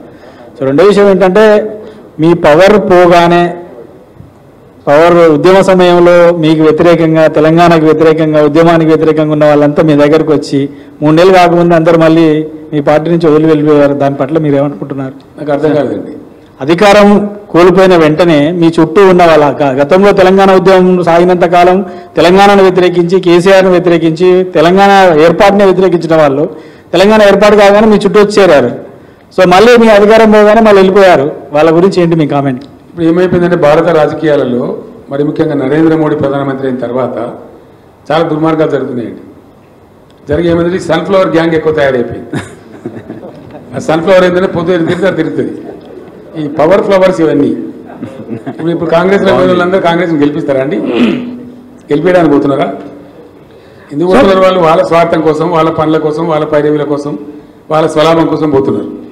మీరు చెప్పిన దాంతో నేను అన్నిటితో ఏకీభవిస్తున్నాను, ఒక పాయింట్ ఏకీభవిస్తలేను. అందరు పోయిన మీరు మా అందరూ పోలేదు. బీఆర్ఎస్ ఒక మహాసముద్రం, 60 లక్షల సభ్యత్వం ఉన్నటువంటి పార్టీ. ఎవరైనా ఎలిమినేట్ చేస్తాం పలానా దాన్ని అనుకుంటే తప్పది, ఆ గర్వం పనికిరాదు. మేము మొన్నటిదాకా 10 ఏళ్ళ అధికారంలో కాంగ్రెస్ అవుట్ ఆఫ్ పవర్ ఉంది. కాంగ్రెస్ ఎలిమినేట్ అయిందా? డెసిమేట్ అయిందా? కాదు కదా.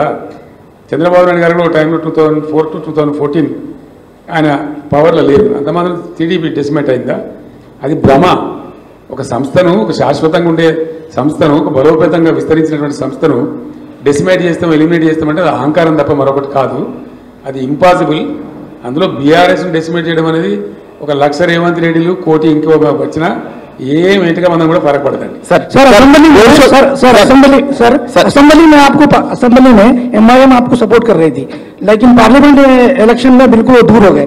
आप क्या समझते हैं? क्या कैसा बोल रहे दूर हो गए बोल के? तो मैंने आपको क्या माना कि कैसा बोल रहे दूर हो गए? आपके किसी प्रोग्राम में कहीं भी आपका जिक्र नहीं करे, वो किसी भी प्रोग्राम में कहीं जिक्र नहीं करे। जैसे असेंबली में गाँव गाँव जाके आपकी सपोर्ट के बारे में बात कर रहे थे कि केसीआर साहब को एमआईएम हमसे दूर हो गए बोल के कौन बोल रहे हैं?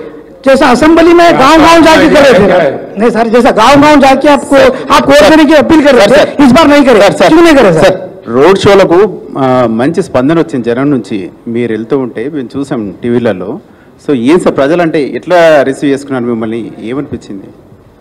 KCR is the history of Telangana కదా.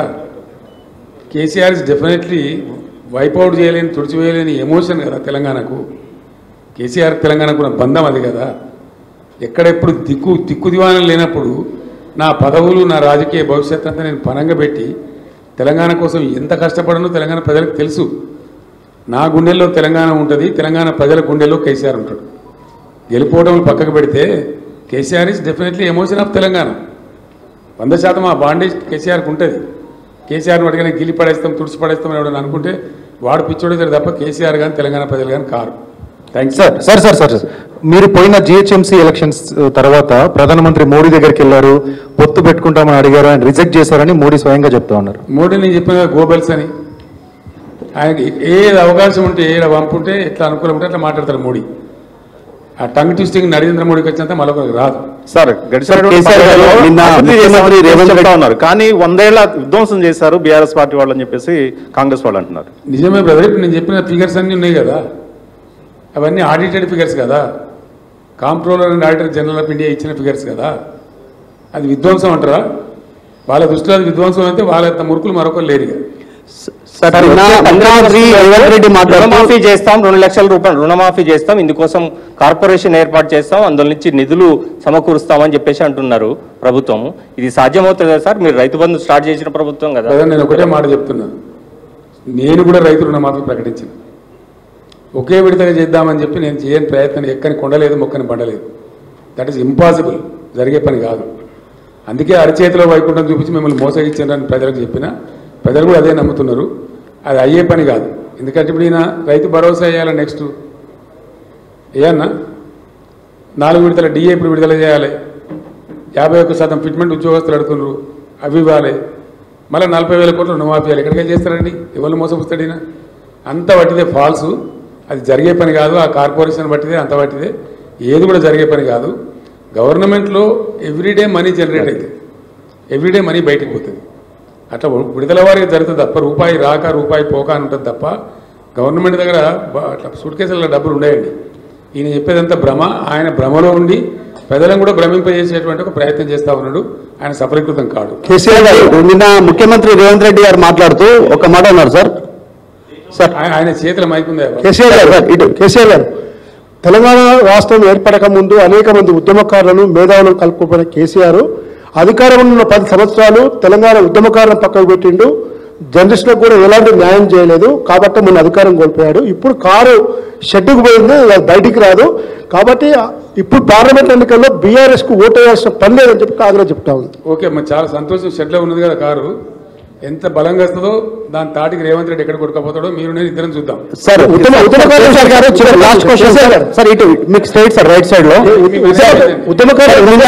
వేరే వాళ్ళకి అవకాశం ఏంటి సార్? ఓకే సార్, కేసీఆర్ గారు నిన్న ముఖ్యమంత్రి రేవంత్ రెడ్డి మాట్లాడుతూ, ఒక నిమిషం, నిన్న ముఖ్యమంత్రి రేవంత్ రెడ్డి గారు మాట్లాడుతూ మాకు అసలు ఇక్కడ ఎవరు మీకు ప్రధాన ప్రత్యర్థి అనేటువంటి అడిగినటువంటి మీడియా ప్రతినిధి క్వశ్చన్స్కి మాకు కేసీఆరే ఇక్కడ లోకల్ ప్లేయర్, ఆయనకు లోకల్ రాజకీయాలు అన్నీ తెలుసు, ఆయన మాతో గేమ్ ఎట్లా ఆడాలో ఆయనకు తెలుసు, ఆయనే మా ప్రధాన ప్రత్యర్థి అనేటువంటి నిన్న ఒక మాట్లాడారు.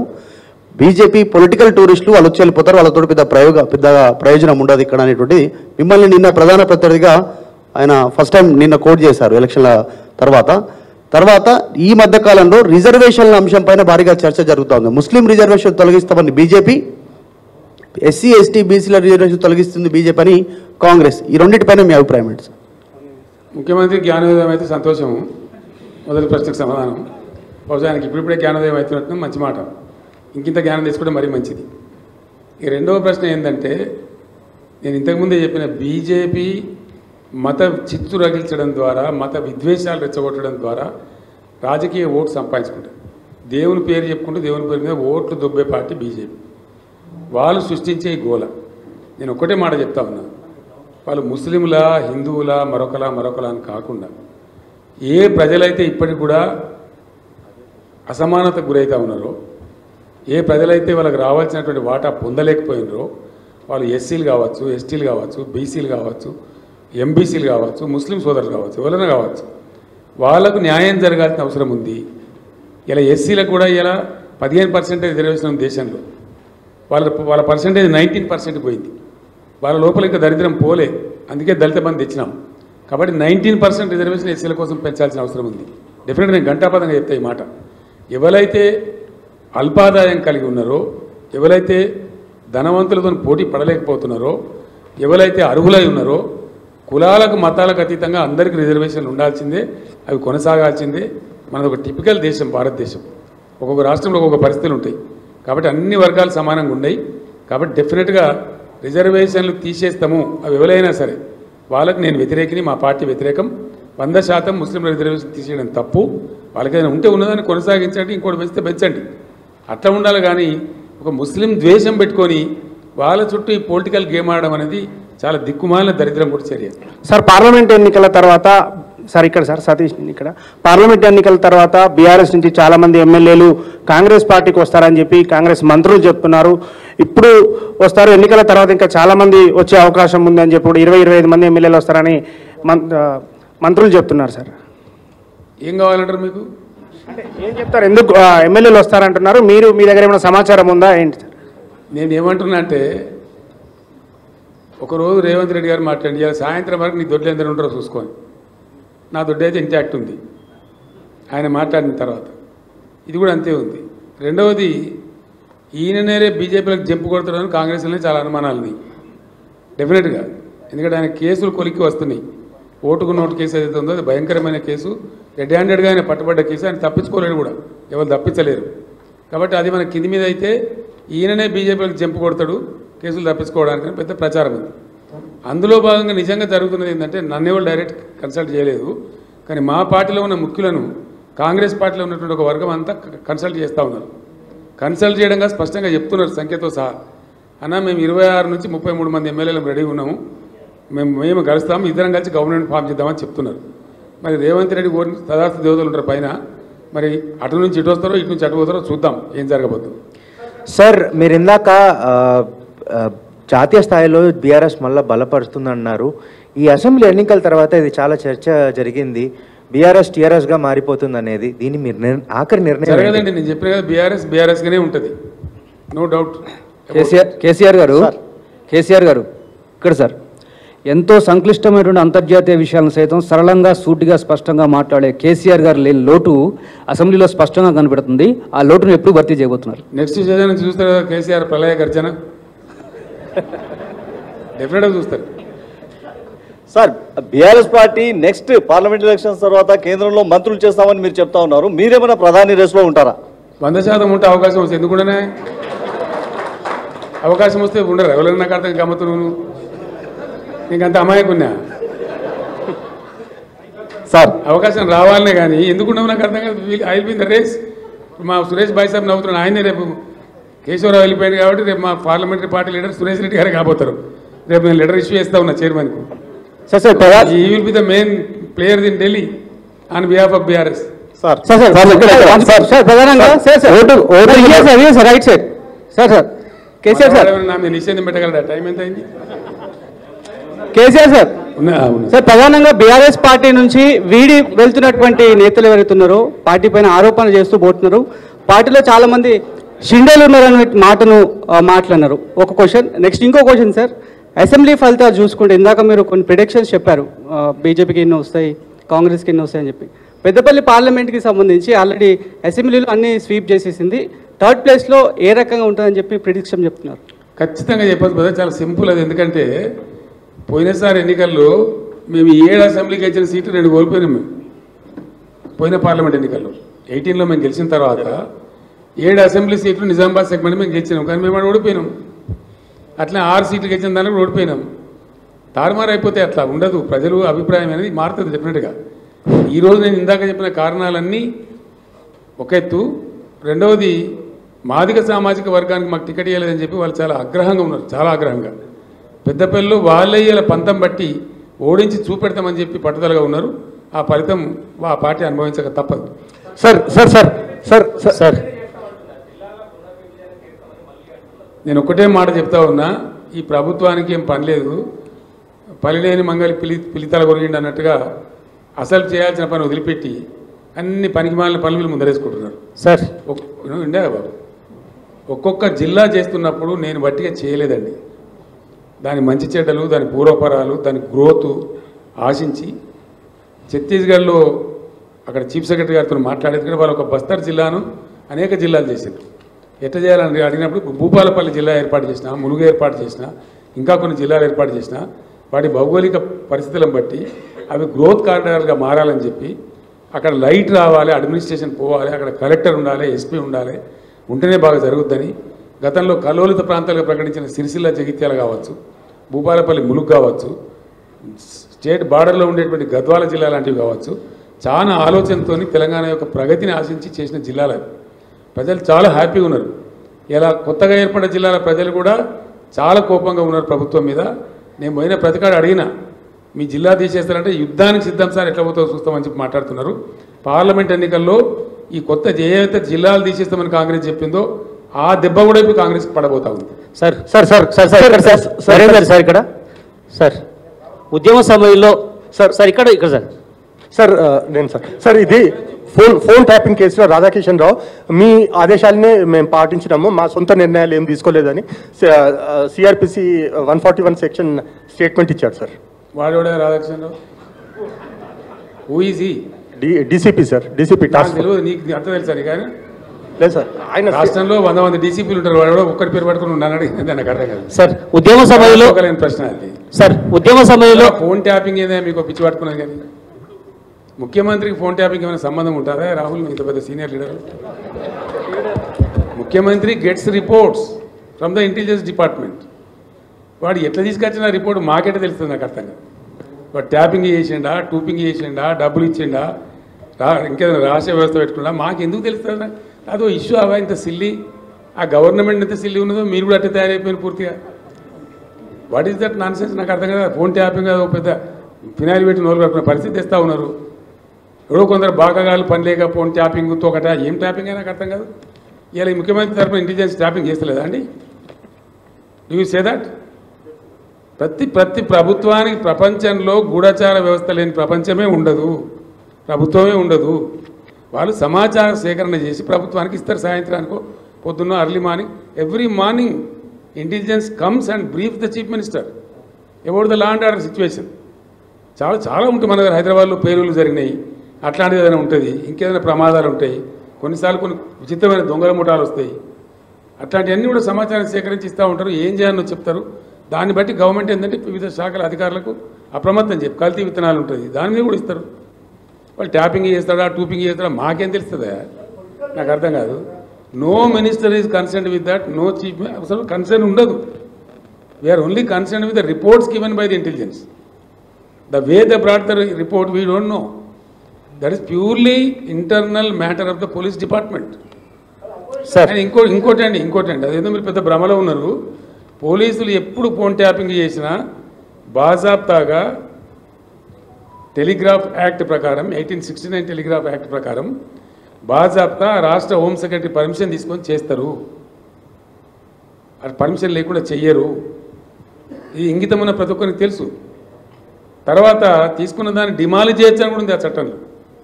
ఒక నిర్ణీత వ్యవధి తర్వాత వాళ్ళు సేకరించిన సమాచారాన్ని డిమాలిజ్ చేయొచ్చని కూడా అదే యాక్ట్లో ఉంది. ఇది తెలియకుండా అదేదో పెద్ద భయంకరమైన వ్యవహారం అన్నట్టు, దాని ఏదో తోకమట్టం ఏదో కొండందో వెలకబట్టుకున్నాం అన్నట్టు ఏమి బట్టి ట్రాష్ గ్యాస్ దాంతో ఏం అయ్యేది. మీరు ఆ భ్రమలు ఉండకండి.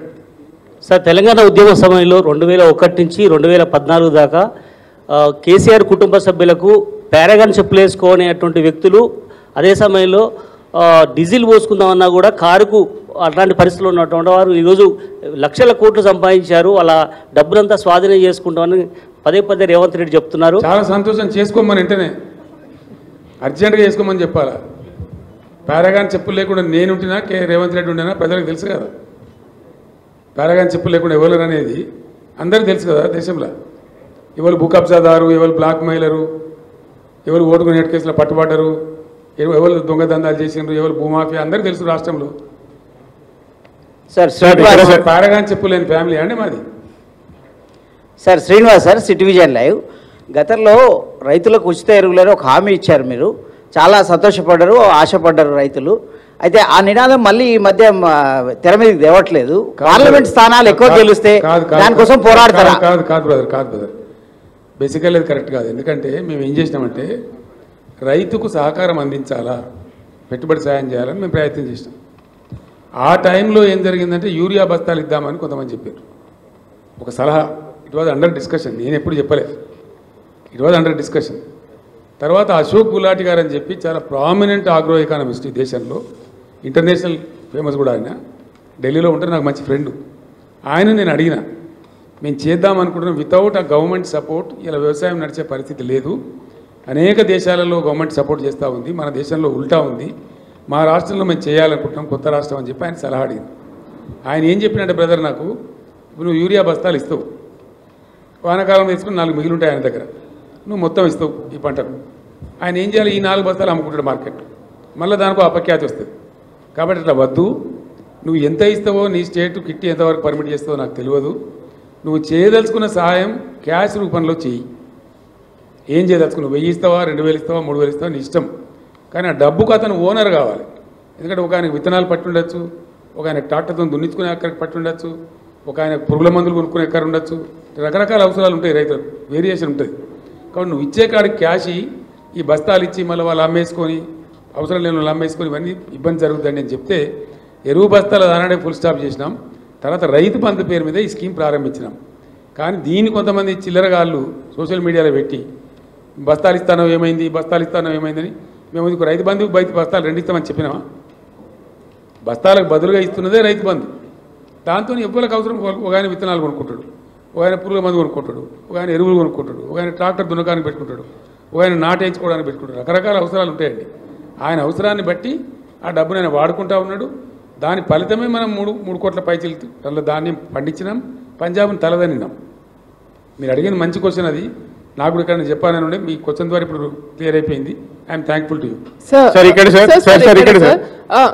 మీరు ఇండస్ట్రీస్కి తమిళనాడుకి వెళ్ళిపోతున్నాయి అని చెప్తున్నారు. అయితే ముఖ్యమంత్రి చెప్తారు 13 ఇండస్ట్రీస్ గుజరాత్కి తీసుకెళ్ళడానికి మోదీ ట్రై చేస్తున్నారు, ఇన్క్లూడింగ్ టెస్లా. దాని మీద మీరు ఎలా రియాక్ట్ అవుతారు సార్? ఇటువంటి చాదగాని ముఖ్యమంత్రుడు గుజరాత్కి పోతాయి, తమిళనాడుకి పోతాయి, కేరళకు పోతాయి, ఆంధ్ర పోతాయి. ఇంకేది ఎక్కడికి పోమ్మా? మీరే చెప్తున్నారు, మీ క్వశ్చన్లే ఆన్సర్ ఉన్నది. ఈయన ఏం చేస్తున్నాడు మరి? టెస్లా బిస్లా అంతా మోడీ అనుకొని పోతా ఉంటే ఈయన ఏం చేస్తున్నాడు? మోడీ అడ్డం పడ్డా మేము తెచ్చినామమ్మా కొన్నిటిని.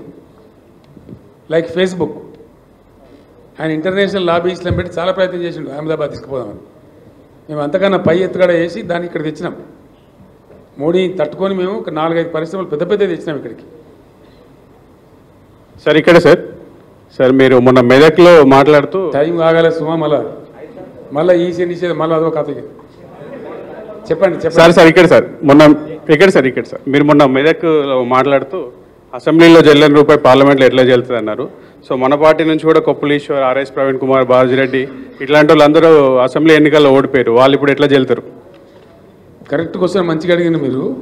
అది నేను మెదక్కు సంబంధించి అడిగిన. మీరు అడిగిన కానీ ఆర్ఎస్ ప్రవీణ్ మా పార్టీ నుంచి ఓడిపోలేదు, కొప్పులీశ్వర్ మాత్రం మా పార్టీ నుంచి ఓడిపోయింది. చెల్లించేది ప్రజలు చెప్తారు. నేను చెప్పాల్సింది నేను ప్రజలకు చెప్పాను. సార్, రైతు బంధు విషయంలో కేటీఆర్ గారు ఈ మధ్యలో చెప్పారు, ఎక్కువ ఎకరాలు ఉన్న వాళ్ళకి ఇవ్వాలా లేదా అనేది కొంచెం సమీక్ష జరుగుతోంది అన్నటువంటి విషయం మీద కేటీఆర్ గారు ఆ మధ్యలో చెప్పారు. ఇప్పుడు వాళ్ళు కూడా 5 ఎకరాల లోపే ఇవ్వాలన్నటువంటి ఒక సూత్రప్రాయ నిర్ణయానికి వచ్చినట్టుగా తెలుస్తోంది. మీ అభిప్రాయం? మళ్ళీ ప్రభుత్వం అధికారంలోకి వస్తే 6వ ఎకరం కూడా ఏమని ఏం చేసిండే? 6 ఎకరాల నుండి కోటీశ్వరుడా, 7 ఎకరాల నుండి కోటీశ్వరుడా? ఓ 15-20 ఎకరాలు దాటి వాళ్ళకు లిమిట్ పెడితే అదొక అర్థం ఉంటుంది. కానీ మరీ 5 ఎకరాలు మేము బ్రదర్ ఇది ఒకటే చెప్తున్నాను నేను. ఇక్కడ ఎకరాలు లిమిటు సీలింగు అనే దానికంటే నేనుగా I-for-1 దాని సృష్టికర్త నేనే, రైతు బంధు సృష్టికర్త. తెచ్చి ఇచ్చింది నేనే.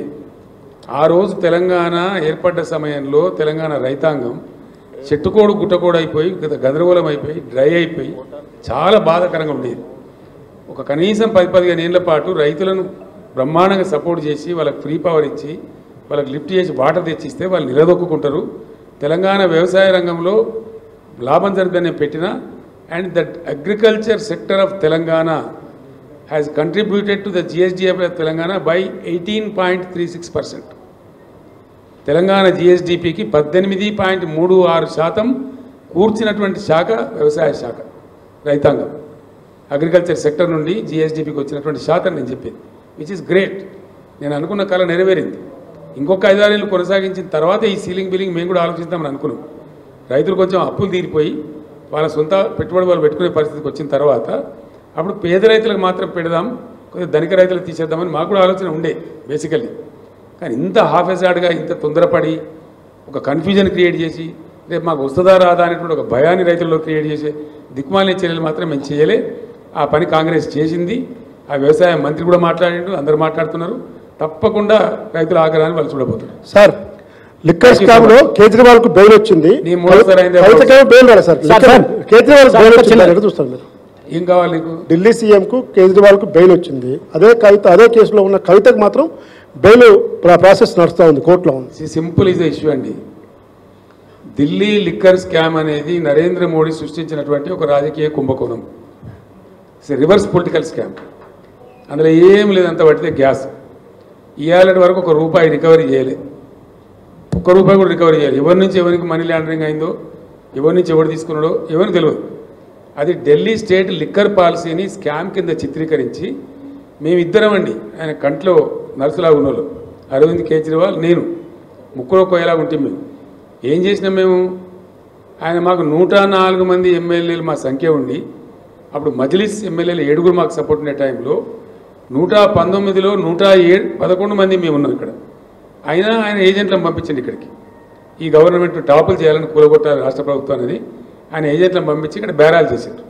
వాళ్ళని పట్టి నిర్బంధించి నేను జైల్లో వేసిన. ఇక్కడ వేయడమే కాదు, ఆ ఏజెంట్లను పంపించిన మూల సూత్రధారి బిఎల్ సంతోష్, ప్రధానమంత్రికి రైట్ హ్యాండ్, జాతీయ కార్యదర్శి, ఆయనను పట్టుకరమని చెప్పి ఢిల్లీ సెంట్రల్ బీజేపీ ఆఫీస్ మీదకి మన పోలీసులను పంపించినండి.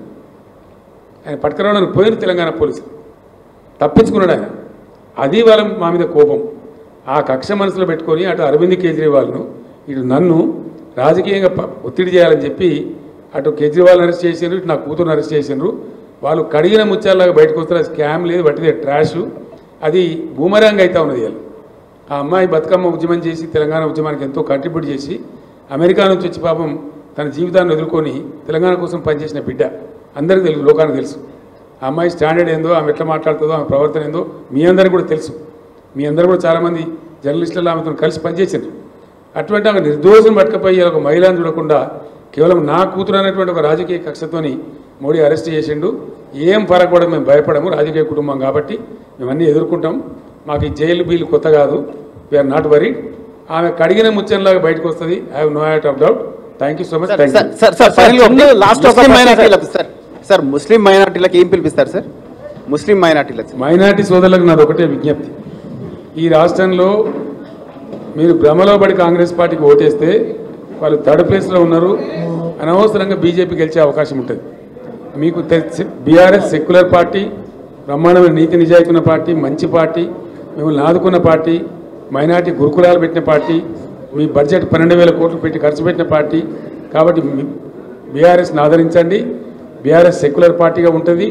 మీ సంక్షేమాన్ని కాపాడుతుంది, మీ రిజర్వేషన్లు కాపాడుతుంది, మీ హక్కుల కోసం పోరాడుతుంది. కాబట్టి బీఆర్ఎస్కే ఓటేసి బీఆర్ఎస్ని గెలిపించమని తెలంగాణ ముస్లిం బిడ్డలందరికీ కూడా నేను కోరుతాను. సార్ మైనార్టీ సిఓఈ బ్రాంచెస్ అనేవి ఏర్పాటు చేశారు సార్. మైనార్టీ స్కూల్ సార్ ఇక్కడ సార్ మైనార్టీ విద్యార్థులకు ఉన్నత విద్య కల్పించాలనేసి సిఓఈ బ్రాంచెస్ అంటే central of excellence and branches ఏర్పాటు చేశారు. అయితే దాంట్లో ఫ్యాకల్టీ లేదు, విద్యార్థులు లేరు అనే సాకుతోటి ఇప్పుడు బ్రాంచెస్ మొత్తం ఎత్తేస్తున్నారు సార్. దాని మీద నేను ఏమంటున్నా అంటే మైనార్టీ విద్యార్థుల యొక్క మంచిని కోరి బీఆర్ఎస్ ప్రభుత్వం పెట్టిన స్కూళ్ళు కానీ మంచి కానీ ఎవరు చేయలే. బీఆర్ఎస్ ఇచ్చిన స్కాలర్షిప్స్ కూడా ఎవరు ఇవ్వలే. ఐఏఎస్ కోచింగ్ కానీ విదేశీ స్కాలర్షిప్ కానీ చాలా ఇచ్చినాం. టెమరిస్ పెట్టి ఒక రికార్డు నెలకొల్పినాం. ఇండియాలో ఎక్కడ లేవు, మేము పెట్టినాం. ఇవాళ ఈ కాంగ్రెస్ ప్రభుత్వం అందరినీ ముంచుతున్నట్టుగానే తీయగా మాట్లాడుతుంది తప్ప ఏం మంచి పని చేయదు. వాళ్ళు ఎత్తేస్తారు గ్యారంటీగా. వాళ్ళకి అసలు ఇంట్రెస్ట్ లేదు మైనార్టీ అభివృద్ధి మీద. కాబట్టి బీఆర్ఎస్ఏ మీకు శ్రీరామ రక్ష. బీఆర్ఎస్ పార్టీని బలపరచండి. టెమరిస్ మేము యాజ్ టీజ్గా కొనసాగిస్తాం. Thank you.